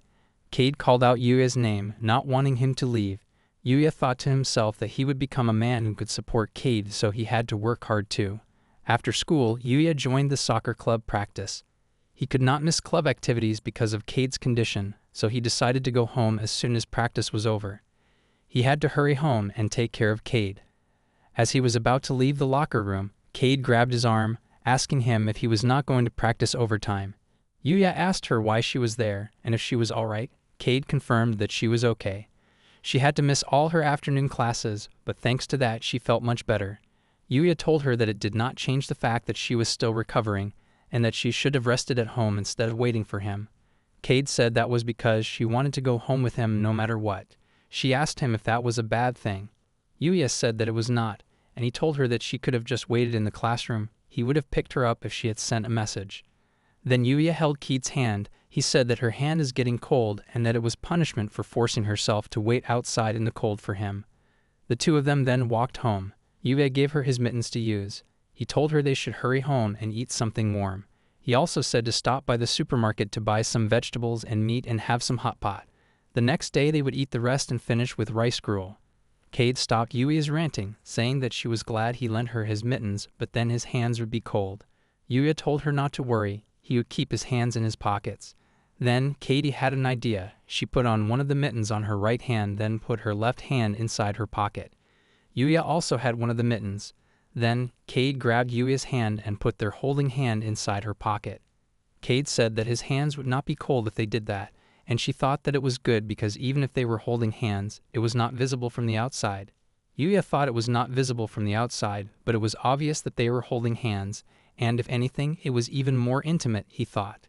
Cade said that he was the one who held her hand for a long time a moment ago, so it was unconvincing even if he panicked then. Yuya accepted that, but for him, that was definitely a little embarrassing. Cade then asked if it was because Yuya hated to walk home holding hands with her. In his mind, Yuya admitted that it was not like he hated it. Holding hands like that with fingers intertwined was something only lovers would do, and if the partner was Cade, anyone should weep for joy. Then Cade told him to pick up the pace because the supermarket would close if they did not hurry. In the cold weather, Yuya and Cade made their way home, feeling the warmth of each other's hands. The month of February came. It felt quite sudden, and the majority of high school students have only one thing in mind: Valentine's Day. People said that it was a conspiracy by the sweets makers, that it was a day when men who could not receive any see blood, and all sorts of other things. It was one of the biggest events of the year. Cade and Yuya were sitting in front of each other, and he asked her what was wrong. Feeling annoyed, Cade said that she knew Yuya had fans as there were some schoolgirls glaring at her. Yuya just said that it was surely just her imagination. If anything, he was the kind of guy who did not stand out. Cade told him that things like that were exactly the reason, and she said he should understand how charming he was. Cade told him that he was really great just the way he was. His dedication to things, his attitude of constant hard work, and that casual kindness that he occasionally showed, he was more than simply having a good-looking face. Cade told him that he had a wonderful personality. She also told him to realize that there were many women who find it attractive. Cade noticed that Nikaido was looking at Yuya so closely. So Yuya asked Nikaido if she said something. Nikaido told Yuya that being a popular guy was hard. Cade seemed to be feeling something by what Nikaido just said. The situation felt a bit tense. Then, Atsuki asked both her and Nikaido if they had already decided what to do for Valentine's Day next week. Cade excitedly said that she was going to make a chocolate cake that weekend at Yuya's request. Atsuki praised her, saying that she was amazing. Cade said that Yuya said he wanted to eat one, so she just wanted to grant his wish. But that was also her first time, so she was worried about falling slash. Yuya gave Atsuki a thumbs up for softening the situation. Then Atsuki asked Nikaido if she would make something, but she said that she had not really thought about it. Yuya asked Nikaido, who was slurping her drink, if she was aware that the contents were already empty and that she was sucking the air. Atsuki then suggested that they made chocolate together at Cade's place that weekend.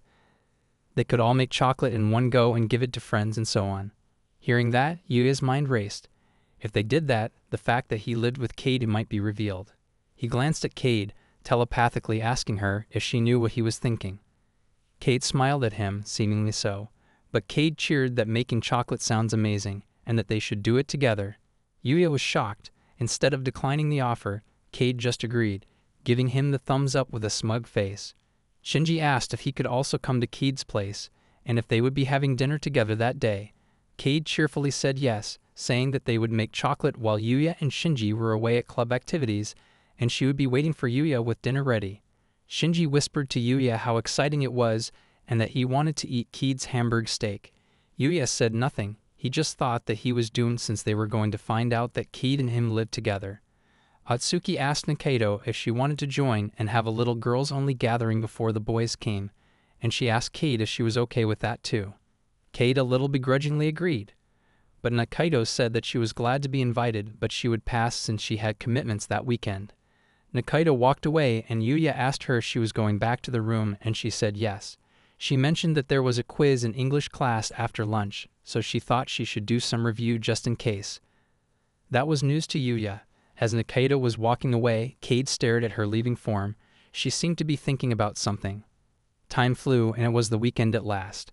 At their Cade's place, Yuya was getting ready as she said that he had soccer club practice in the morning, so he left home early. Cade came and gave him his lunch. Yuya told her that she went out of the way to make it for him that day as well. Cade just said that she just stuffed it with yesterday's leftovers. But still, Yuya was happy and thanked Cade. She told him to do his best in club activities.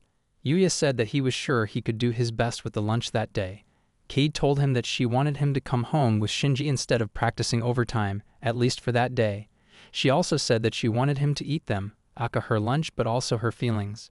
She was tapping Yuya's chest when she said that.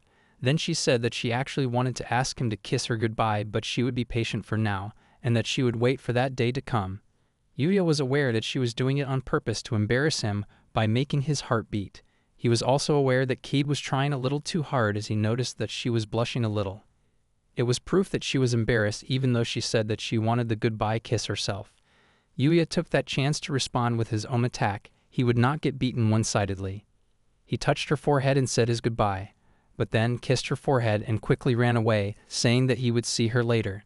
He went out the door in a flash. Cade was stunned and speechless. Then she finally reacted, announcing to the world that Yuya had kissed her. After practice, Shinji and Yuya walked together to Cade's place.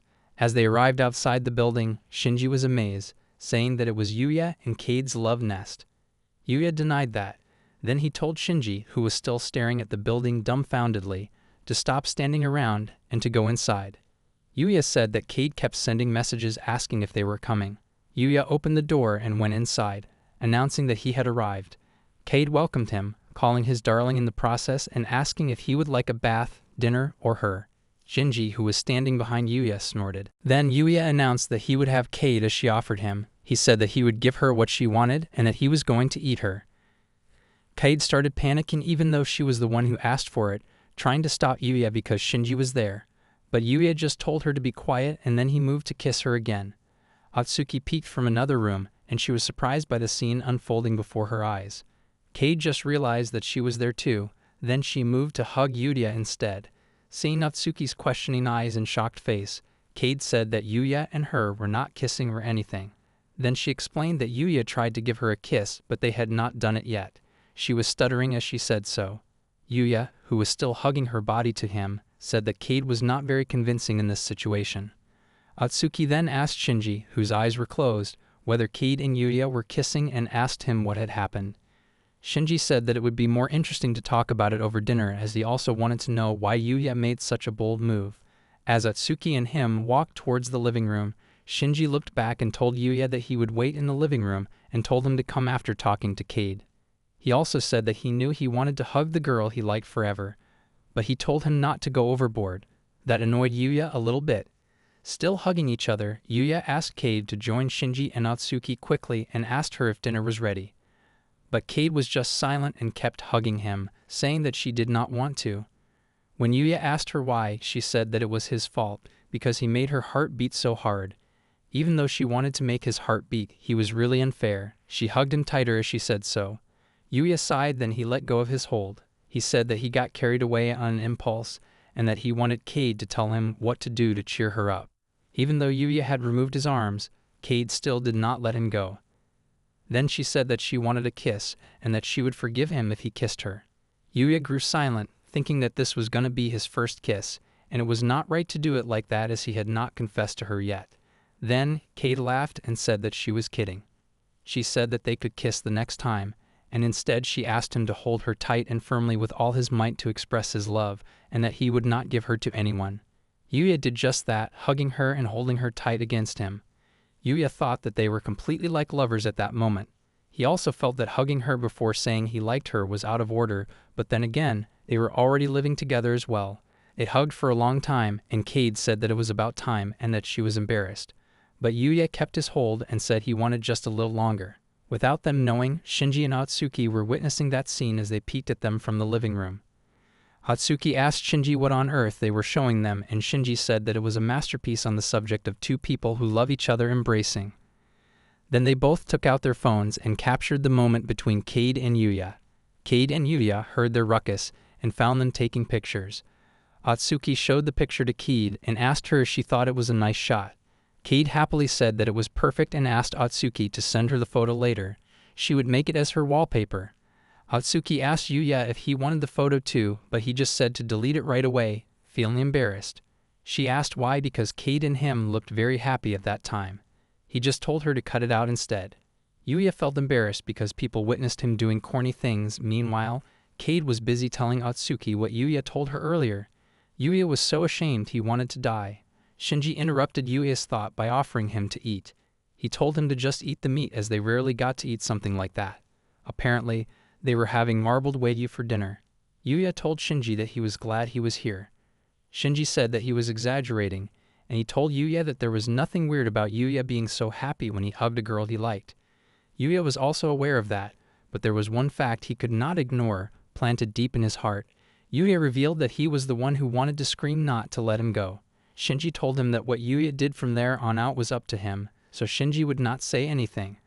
But Shinji thought that Kid was alright. He said that he got the sense of what Yuya was thinking. After all, they were each other's pal. Shinji also told Yuya that he should be brave and try to jump in. Then they continued to eat their dinner. Yuya told Kid to add meat and veggies, and he told Atsuki that she was allowed to share the photo, but only to Kid. As he was eating, Yuya thought that he was eating good food to restore his energy and prepare for battle, a battle to be a little more honest to himself. Seeing Yuya eating, Kid chuckled. She said that it was okay to eat a lot, but an early Valentine's Day surprise awaited them after that, so she suggested that he be moderate in eating his dinner. Kid winked at him and said that she made it with a lot of love for him, telling him to look forward to it. After finishing dinner, Yuya and Shinji washed the dishes together. Yuya said that the sukiyaki was good, and he praised Kid, who was really good at cooking. He seriously thought that she could serve it in a restaurant, but it might come with a pot. Shinji was confused. Then Yuya explained that the first time Kid made him dinner, it was a stewed Hamburg steak, and she served it in a pot. He said that she unexpectedly banged the pot hard and said that it was a good idea because they would have less dishes to wash. Shinji laughed at that. He said that Kid was amazing for doing that, and that was exactly right and original. Yuya continued that Kid looked confused, so he gradually started to think that he was the wrong one, and it was hard. Meanwhile, Kid and Atsuki were listening in on their conversation. Kid exclaimed, telling Yuya not to reveal embarrassing things without permission, and she told Atsuki to stop laughing too much. Atsuki asked Yuya if he had any photos from that time Kid treated him to her cooking the first time. Surprisingly, Yuya said that he did take photos properly. Then he showed the photos. They were nice shots, but the pot of food Kid was holding was blurry. Shinji said that he got it. All of the photos focused on Kid, and the food was completely secondary. He told Yuya to stop bragging so naturally. Feeling so embarrassed, she began to cry, but not really crying, to Atsuki. Atsuki told her that it was okay. It was tough when her boyfriend was an ignorant braggart. Yuya denied, saying that he was not bragging. He just wanted Shinji and Atsuki to know how cute Kid was at home. But Shinji advised him that unconscious bragging was unbearable. Then, Kid announced that it was time for the main event of the day. She said that it was Yuya's turn to get the heart thumping, and told him to accept her Valentine's Day chocolate filled with love. Yuya felt that his heart was already pounding so hard that it was beating out of his chest.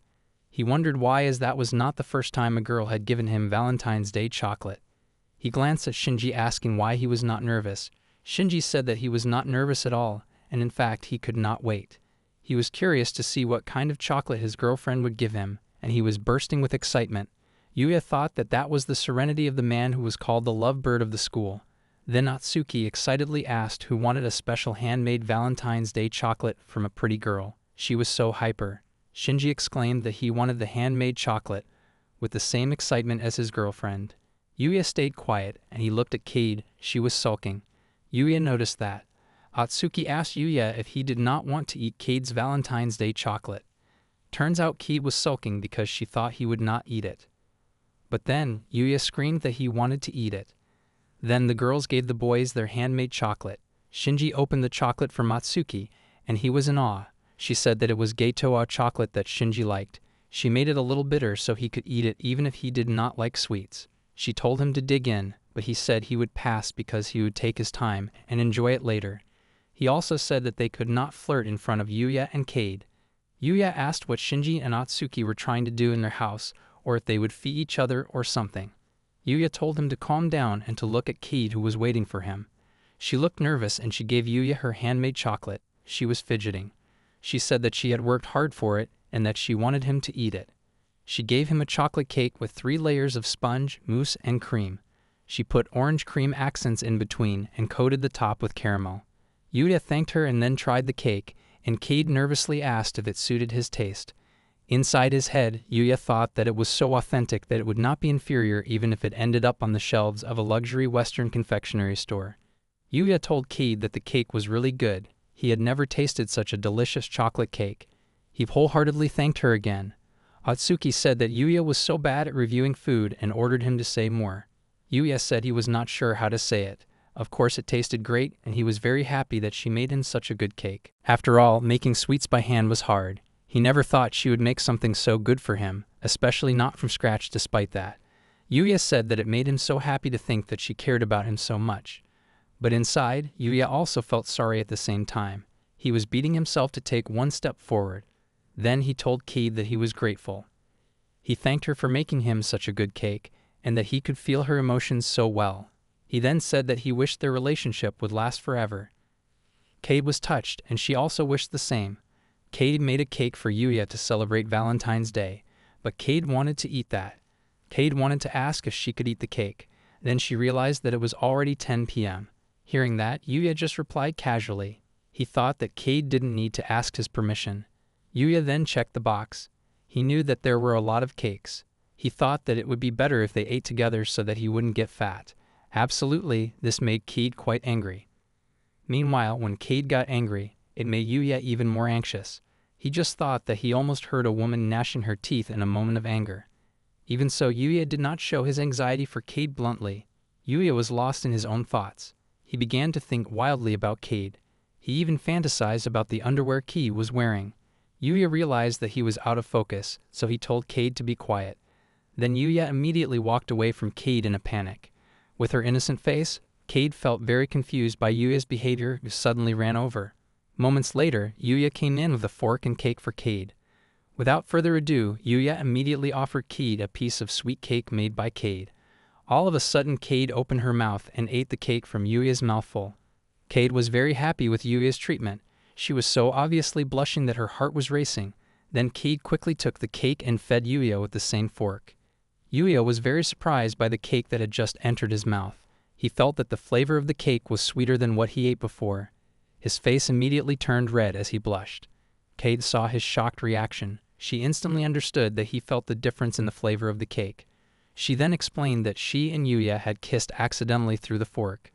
But if Yuya only felt happy, it wasn't fair because Yuya should have blushed, Kid explained. She felt it was unfair because she was the only one who got her heart beating easily, while Yuya didn't. But Yuya quickly said that it wasn't about the unfairness of feelings, because the truth was that Yuya felt so happy to be living with the woman he admired. But in fact, Yuya didn't realize that what he said just now shouldn't have been said. At once he said in his heart that he was stupid because he had said something important. Once again, Kid was surprised by the truth. All at once there was silence. Kid happily hugged Yuya from behind, but Yuya tried to run away because he was still embarrassed and reluctant to admit his feelings. Before he left, Kid asked Yuya to leave her alone. Hearing that, Yuya felt that he didn't want to leave Kid alone. He said he would live for a little longer.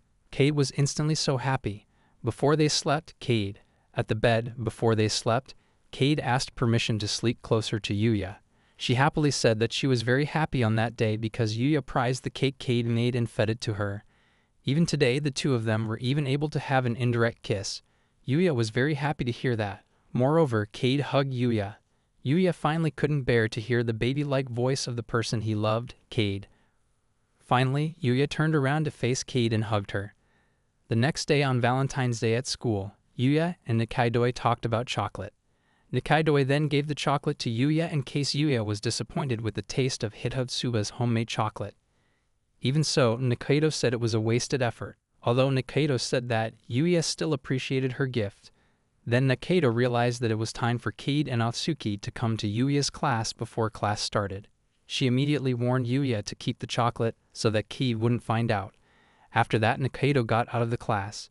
When Nikaido came out, Shinji came to greet Yuya. Shinji knew that Nikaido looked weird. Shinji assumed that Yuya did something to Nikaido.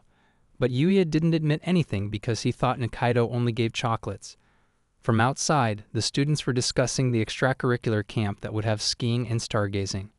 Shinji then mentioned that he was looking forward to extracurricular camp next week, but it turned out that the students who discussed extracurricular camp were Atsuki and Cade. Cade then said she was looking forward to stargazing with Yuya. Likewise, Yuya, with a happy smile, replied that he was also excited to spend time with Cade. When they talked like that, the whole girl students looked at them with envy for some reason. But Yuya and Nikaido didn't care about that. But in the middle of their conversation, Yuya remembered that he had kept the chocolate from Nikaido. He felt guilty and was afraid that this would become a problem between him and Cade. Suddenly, Nikaido came to see Yuya again. This time she brought more chocolates for Yuya. Cade, who saw that, was confused as well as Yuya. Nikaido quickly said that it was chocolate from her fans. Yuya absolutely didn't imagine how many fans of Nikaido. But they all knew that Nikaido has a prince aura even though Nikaido was a girl. Yuya actually wanted to have a prince aura like her. Nikaido noticed that there was Cade. Then she clearly told Cade that Yuya and Nikaido were just friends. She added that it was not the relationship that Cade thought. Nikaido just wanted Cade and Yuya not to misunderstand because of it. Of course, Nikaido's attitude and behavior made Cade very upset. She looked angrily at Nikaido, but Cade couldn't express her jealousy and anger at that time. But unfortunately, the bell rang, which meant that class was about to start. So Cade and Akio had to go to their class. Cade, who still wanted to talk to Yuya, was annoyed because Nikaido interrupted their time together. But Akio immediately pulled Cade's hand so that Cade didn't stay too long. Yuya felt bad for Cade, but he still tried to look okay so that Cade would feel at ease. After she left Yuya's class, Nikaido looked at Yuya with cold and scornful eyes. But Yuya clearly realized that it was his fault because he didn't make things clear. Lunchtime came. The students then got out of class. Yuya asked if Nikaido went to the cafeteria, but Nikaido didn't seem okay and decided not to go to the cafeteria with her friends. Nikaido went to the field and thought about things. She realized that she had liked Yuya all along, but Nikaido knew that Yuya liked Keita because of her princess aura, while Nikaido was not as feminine as Cade. A few minutes later, Yuya came to Nikaido. He said that he couldn't ignore his friend who had a hard time. This made Nikaido upset. After a while, Nikaido tried to be brave to confess her feelings even though it was too late. When Yuya heard that, he told bravely that he had someone in his mind. Absolutely, Yuya really liked Cade. Nikaido was so sad, but she didn't want to ruin her friendship with Yuya, so Nikaido tried to break the ice with casual conversation. Nikaido then made a suggestion for Yuya to explain his feelings for Cade during the extracurricular camp. She explicitly told him to do that at the stargazing session. Yuya then thanked Nikaido for her suggestion. He also appreciated Nikaido's feelings for him. On his way home from school, Yuya saw Cade who walked in front of him. He wanted to hug Cade from behind silently. However, Cade suddenly looked back and greeted Yuya. Yuya became embarrassed because he failed to hug Cade. Yuya wondered why Cade knew that Yuya was behind her. Cade replied that it was because of her strong intuition. Cade asked what Yuya meant by trying to surprise her, but Yuya innocently said that he wanted to hug Cade from behind without Cade's knowing. Hearing that, Cade didn't expect that Yuya would want to hug her, so Cade happily said that she would pretend not to know and he could hug her from behind. With a pleading face, Cade asked Yuya to hug her right there and there. Later, Cade remembered about Nikaido, who gave chocolates to Yuya, but Cade tried to dismiss her suspicions of Yuya because Nikaido made it clear that they were just friends.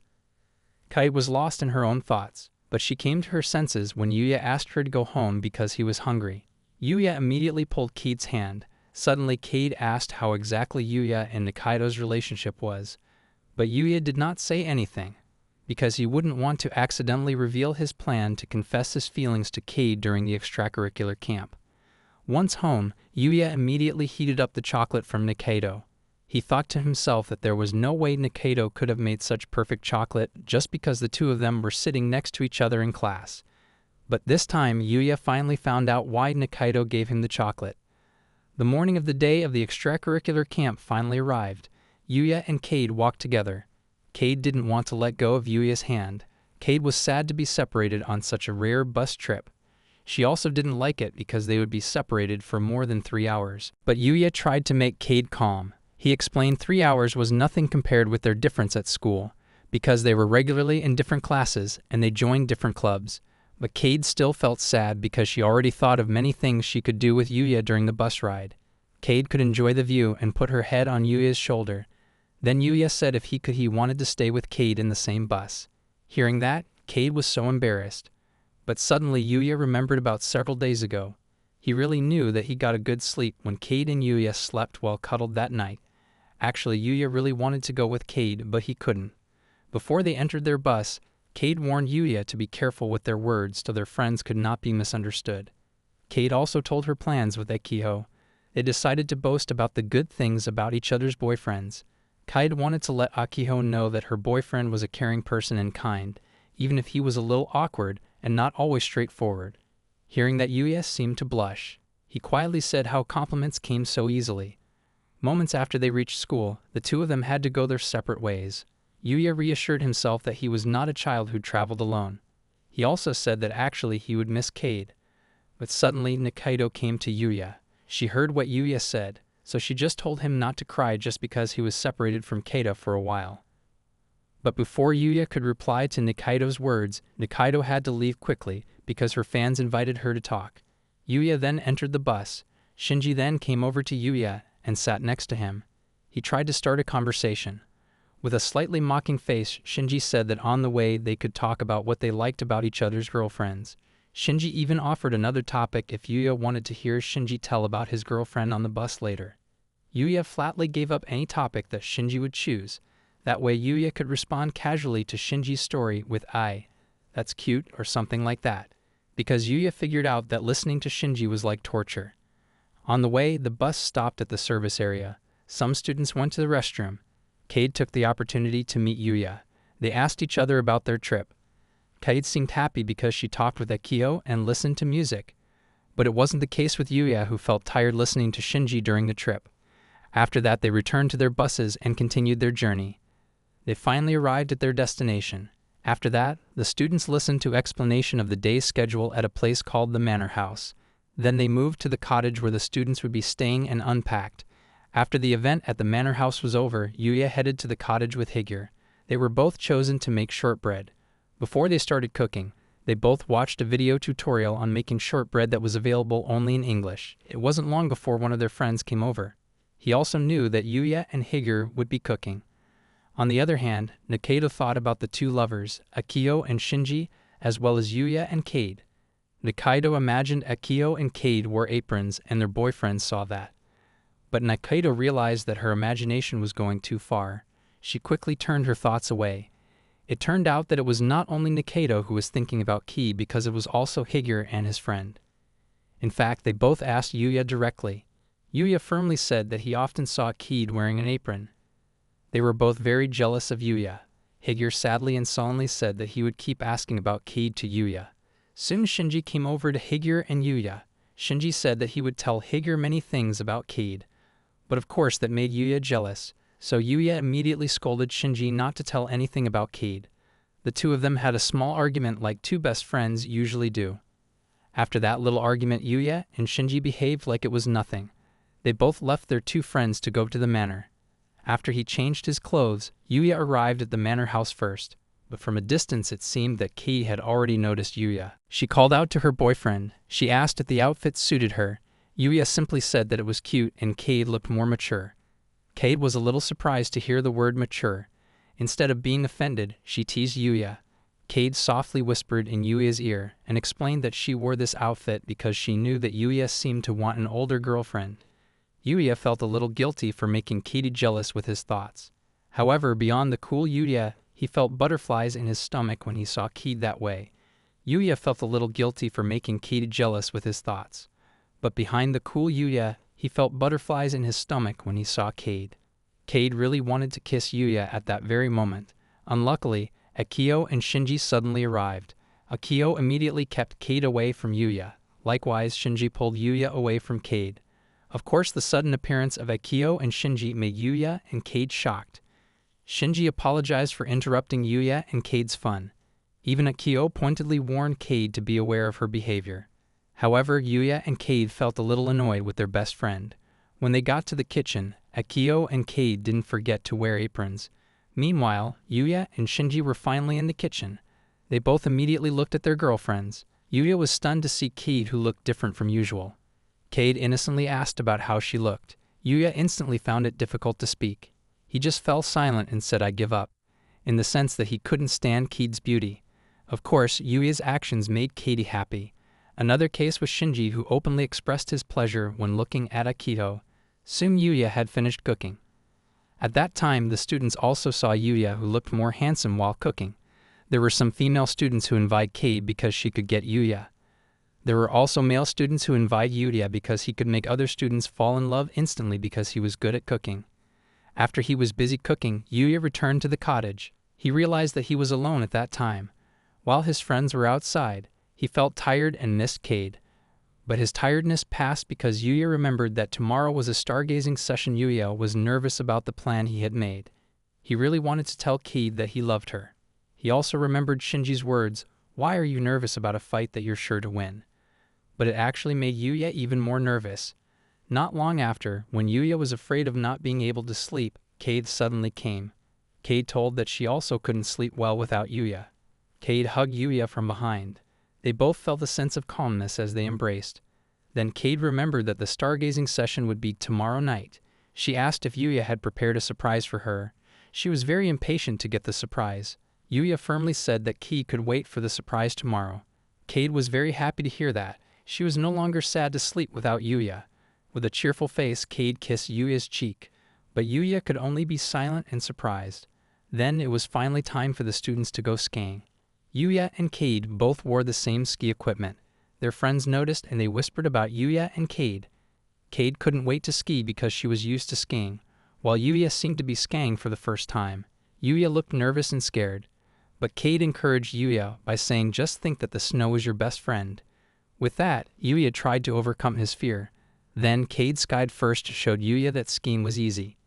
It was Yuya's turn. He carefully began to move his feet.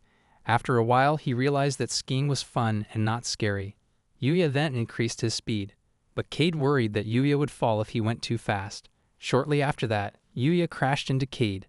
This made Cade fall in Yuya's arms.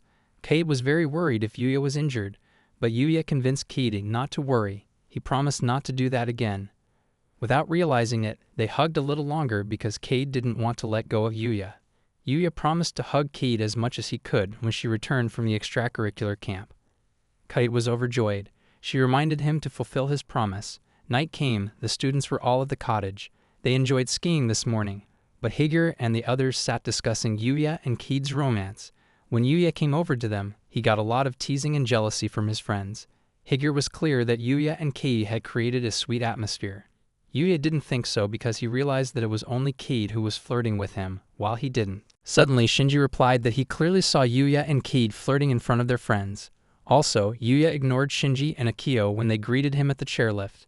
Yuya was annoyed by his friends' bullying. He tried to ignore them, but he couldn't. Finally, Yuya, with a gloomy face, decided to leave the cottage to get some fresh air. While outside, Yuya was amazed to see such a beautiful sky. He couldn't wait to go stargazing with Cade. Just as Yuya thought about his plan to surprise Cade, Cade suddenly came over. Cade then asked about what happened at the men's cottage. With a little annoyance, Yuya told Cade that his friends bullied him with jokes and jealousy of what they did before. Cade felt sorry for Yuya, but she also felt the same way because Akio kept bullying her even though it was a joke. After a short conversation, Akio and Shinji arrived. Then the four of them, Yuya, Cade, Akio, and Shinji, walked to find a stargazing spot. Students were allowed to stargaze wherever they wanted. When they arrived at the right spot, Shinji again encouraged Yuya so that his plan would go smoothly. Yuya was so nervous to express his feelings to Cade, but still he tried not to be too afraid. Later, Shinji and Yuya approached Akio and Cade. They chose different places to stargaze. Then the four of them separated. Cade walked with Yuya, while Akio was with Shinji. Cade led Yuya to a hill. She heard the instructor say it was a great spot for stargazing. She was so excited to show him that spot. She was caught in the frozen ground and was about to fall forward. Luckily, Yuya caught her. He grabbed her hand and hugged her. He reminded her to quickly go to the hill ahead of them. But Cade wanted them to stay in that position for a while. With the way she begged and her boobs touching his chest, how could he say no to her? Then his cheek got red, But swiftly he got a hold on himself and gently released Cade's body. He probed her that after stargazing, he wanted to talk about something with her. She agreed and begged him after the talks. Then Cade wanted them to continue their hug. While walking, she said that she looked forward to his important talk. Yuya wondered if Cade knew that he was gonna confess to her. After a while, they arrived on the hill. Cade pointed out the winter triangle, Betelgeuse, Sirius, and Procyon. The starry sky that they couldn't see in the cities. She exclaimed she didn't believe they got to see it together, and he concurred. He was very happy just being with her. Did Yuya feel happy to be with her? She asked with a slight tremble in her voice. She sounded anxious. There was something that he couldn't tell her. Yuya asked Cade if she would listen to it. She said she was prepared now and let him talk. He lamented. He was the one doing it, and just the thought of Cade rejecting him drove him crazy. He started talking about their cohabitation. He learned many things about her, and how he has grown to like her beyond his control.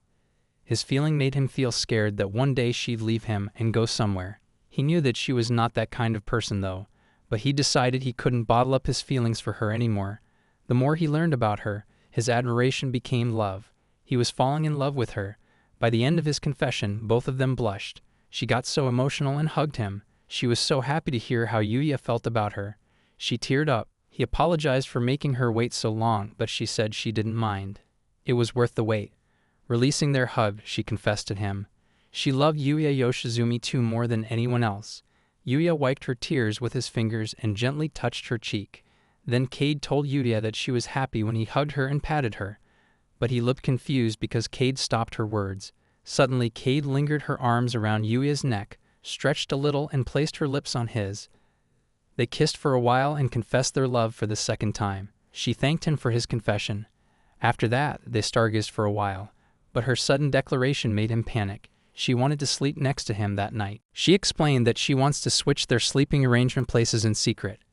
But he objected to it. She got confused because she thought her new lover wanted to stay with her that night. But Yuya explained that he didn't want his friends to come and see her in pajamas. He couldn't accept her suggestion because he wants to be the only guy who can see her in cute and fluffy pajamas. She didn't know how possessive Yuya was. She looked dumbfounded when she heard his reason. So he stated that it was normal to want to be the only one who knew how sweet her love was. At last she agreed with his point. She didn't want other guys to see her in her pajamas, because she'd be so defenseless. She leaned on his shoulder and asked him one last kiss before they returned. Right before their faces got closer, their best friends appeared. Cade and Yuya jumped out in a panic. Akio came to pick Cade up, but she didn't expect Cade to be this bold. Cade got embarrassed and scolded her because Akio interrupted their moment. While Cade was angry at Akio, Shinji started approaching Yuya. He guessed Yuya was able to convey his feelings properly. Yuya scratched his cheek and said thanks to Shinji. But he reminded him he hoped Shinji would be more mindful next time to not interrupt the best part. And Shinji briefly apologized for it. Yuya exclaimed with a loud voice that their best friends wouldn't get away with it if that was their first kiss. But Katie interrupted Yuya. She said how he was not embarrassed to say that so casually. He rubbed her head and said of course it was embarrassing. But he felt more disappointed that he couldn't kiss her. Their best friends looked astonished with their public display of affection. Akio suggested to Shinji to go back together first and leave the new couple in their own world. Shinji agreed and reminded them to not go back too late. Still blushing with their best friend's remark, they were holding hands and decided to go back. And one last time, Cade asked him again if she could actually sneak into his room, but Yuya still objected to her. They were back home now. Since it was morning, they had to go to school. In Yuya's arms, Cade woke him up. She teased him and called him sleepyhead right after Yuya opened his eyes. He discovered their intimate position and asked her why she slept next to him, and she pouted. She was feeling lonely because he didn't wake up at first. Yuya couldn't help but just stroking her head. She admitted she liked it when he patted her head, but there was also something that she wanted to do with him in the morning too. He chopped her head. "Why did you chop me? Didn't you remember our promise to kiss good morning and good night every day?" Cade protested. By now, Yuya already sat near the edge of the bed. He reminded her that they need to prepare to go to school. Then Cade growled. She closed her eyes, pretending to be a sleeping beauty. She said she would just go back to sleep and become a sleeping beauty until he kissed her. Scratching his head, Yuya surrendered to her silly wish. Yuya then kissed Cade, and for a while hovering his body over her. Their hearts raced really loud. Her cheek became red because Yuya suddenly kissed her. Yuya got up from their position to start his preparation to go to school. Cade tried to recover from their kiss on that bed. Cade asked him to take responsibility and marry her. Absolutely, Yuya loved Cade's idea, and he teased her playfully. After a while, Yuya finished his preparation by brushing his teeth. He looked stunned when Cade appeared with her revealing clothes. He blushed and quickly fixed her clothes. He reasoned that he didn't want her to get cold if her clothes stayed open like that. Cade could only giggled. "Yuya, I love you," she teased. He brushed off her tease and passed her toothbrush to her. They brushed off their teeth together. He thought they looked like newlyweds. Cade finished his thought, and he acknowledged it too. Quietly, he thought of his past issue that led them to their current cohabitation condition. He didn't want to keep depending on her or her family. He didn't want to become like his dad who ran away overseas. Right before he continued his pity thought, Cade interrupted him. She wanted them to do their best since the terminal exam was coming up. Yuya actually remembered he was asked to succeed Cade's father position, so he would have to beat the terminal exam first in order to go to university. It was drizzling on their way to school, so they used one umbrella together since Cade wanted to keep clinging to him. And just like that night, their best friend interrupted their moment. Akiho and Shinji teased them because they shared an umbrella. Akiho asked if she was happy, and she was indeed happy to be able to cling with her lover. So Akiho playfully copied her and shared an umbrella with Shinji. Ignoring many murderous stares from other girls, Akiho asked Cade about her exam preparation. Cade stated that although the material covered was a bit extensive, she was still on track with her study. Akiho chimed in and suggested them to have a study meeting together. Shinji also liked that idea. Since Cade wanted to concentrate better in a quieter place, she offered them to study in Cade's house. Yuya could only panic in silence because Akiho already got excited with her idea. They discussed if they could do it on the weekend and who will join. Shinji asked if they should invite Nikaido to join, but Yuya was sure she would decline their invitation. Since Cade didn't want to leave Nikaido out, she disagreed and make him invite her later. With worried look, Akiho stared at them. Later at class, Nikaido accepted his offer. He looked flabbergasted. He assumed she would say no as she always did. But she said she wanted to try have a study meeting together since it sounds fun. She added that she wanted to know what kind of mansion Cade's house is. Yuya froze up. He already explained to his friends that her mother let him live without paying rent. But he didn't want others to know that they also live alone at that house. Nikaido also reasoned that if Cade and Nikaido teach Yuya together, his grade would be better. Yuya then nodded his head in agreement. My grade would surely skyrocket, he thought. Looking at him, Nikaido playfully teased him to brace himself since she was a strict teacher. Yuya begged Nikaido to go easy on him. She replied she would think about it if he begged and called her sensei. So Yuya bowed and did what she wanted him to do. Nikaido blushed because she didn't think Yuya, her first love, would really do it. She flipped her book's page and conceded. Covering her mouth with her book, she silently relieved the moment Yuya called her name. On the next day, they had PE class on that day, but since the rain from morning didn't stop, they changed their usual routine. The boys were supposed to play soccer outside with other classes, and the girls would play basketball inside the gym. So the boys ended up playing basketball in the gym too. Yuya pushed the basketball rack near the field. Looking at how excited the boys were, Nikaido asked him about it. He shrugged and said men were simple creatures who were excited when they saw something that they didn't normally see. Nikaido playfully teased him if he was also excited to see her in her gym uniform, but he disagreed. He didn't think it would get him excited. She pouted and relented it would be different if it was his lover's clothes. Yuya concurred and imagined Cade with her gym clothes. Nikaido could only sigh and mock him for being a closet pervert. He stated that the guys were excited since they had the chance to impress the girls now. The boys were easy, she agreed with him. She uttered that she wasn't the one to talk. Yuya confusedly stared at her. She brushed it off and said that she wants to be more serious too. She wanted Yuya to watch over her carefully and root for her. He sighed in relief and looked at her back delightedly. The boys played the game first. Yuya admitted that although soccer's his game, basketball was quite fun too.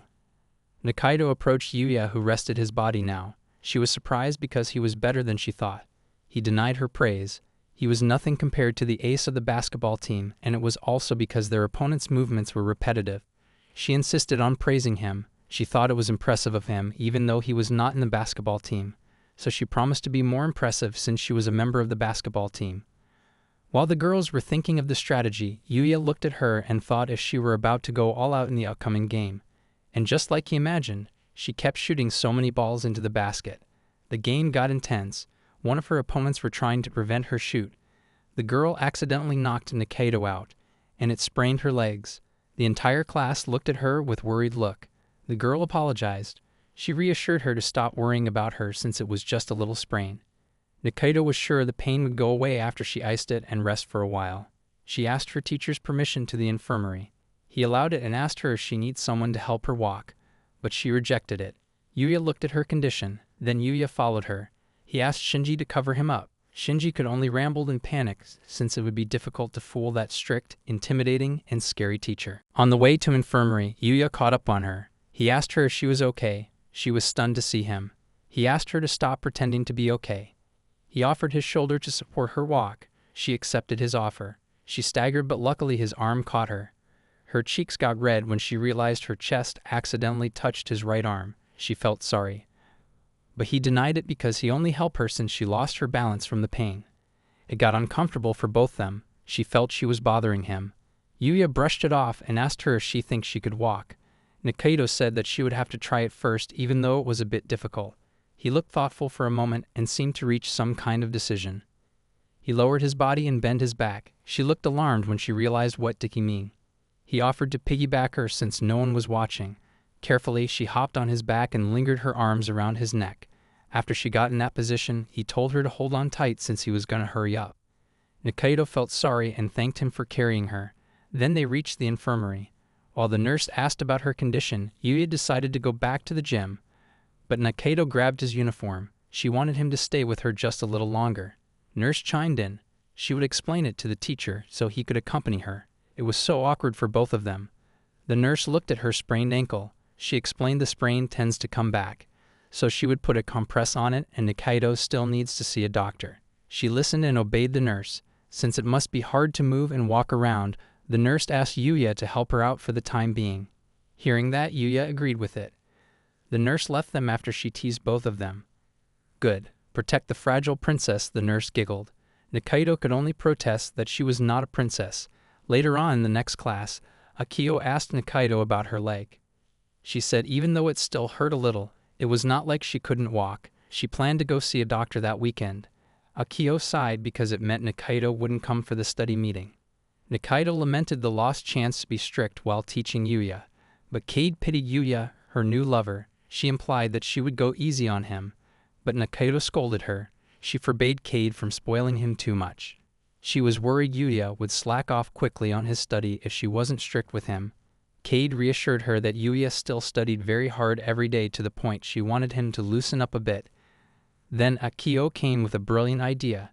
She suggested that they have study meetings in the class after school too, since there were no clubs during final week. Nikaido agreed and said she could join after school. Yuya chimed in. It was full of benefits since they also asked the teacher questions. He praised her idea. Akio bashfully asked him to praise her more and treat her with a bottle of juice. Yuya looked dumbfounded and took back his words. He thought Akio, Shinji's girlfriend, was a real clown. Shinji looked apologetic to him, and then he realized it was probably Shinji's idea. Cade got excited to the after-school study meeting since it meant she would teach Yuya both at school and home. Yuya asked if he would count on her, and she happily said that he could count on Cade more and more. Looking at their interaction, Akio asked him why these two created a strawberry vibe so naturally. Shinji concluded that she didn't have to worry about it. He recounted what Yuya and Cade did while stargazing at the extracurricular camp. They even wanted to go after Shinji and Akio since they hadn't gone back yet. Yuya closed Shinji's mouth in panic. He exclaimed he wouldn't let him talk anymore. Yuya still felt angry because Shinji and Akio interrupted them at the wrong time, especially with Cade, who wanted to have a sneaky visit thanks to them.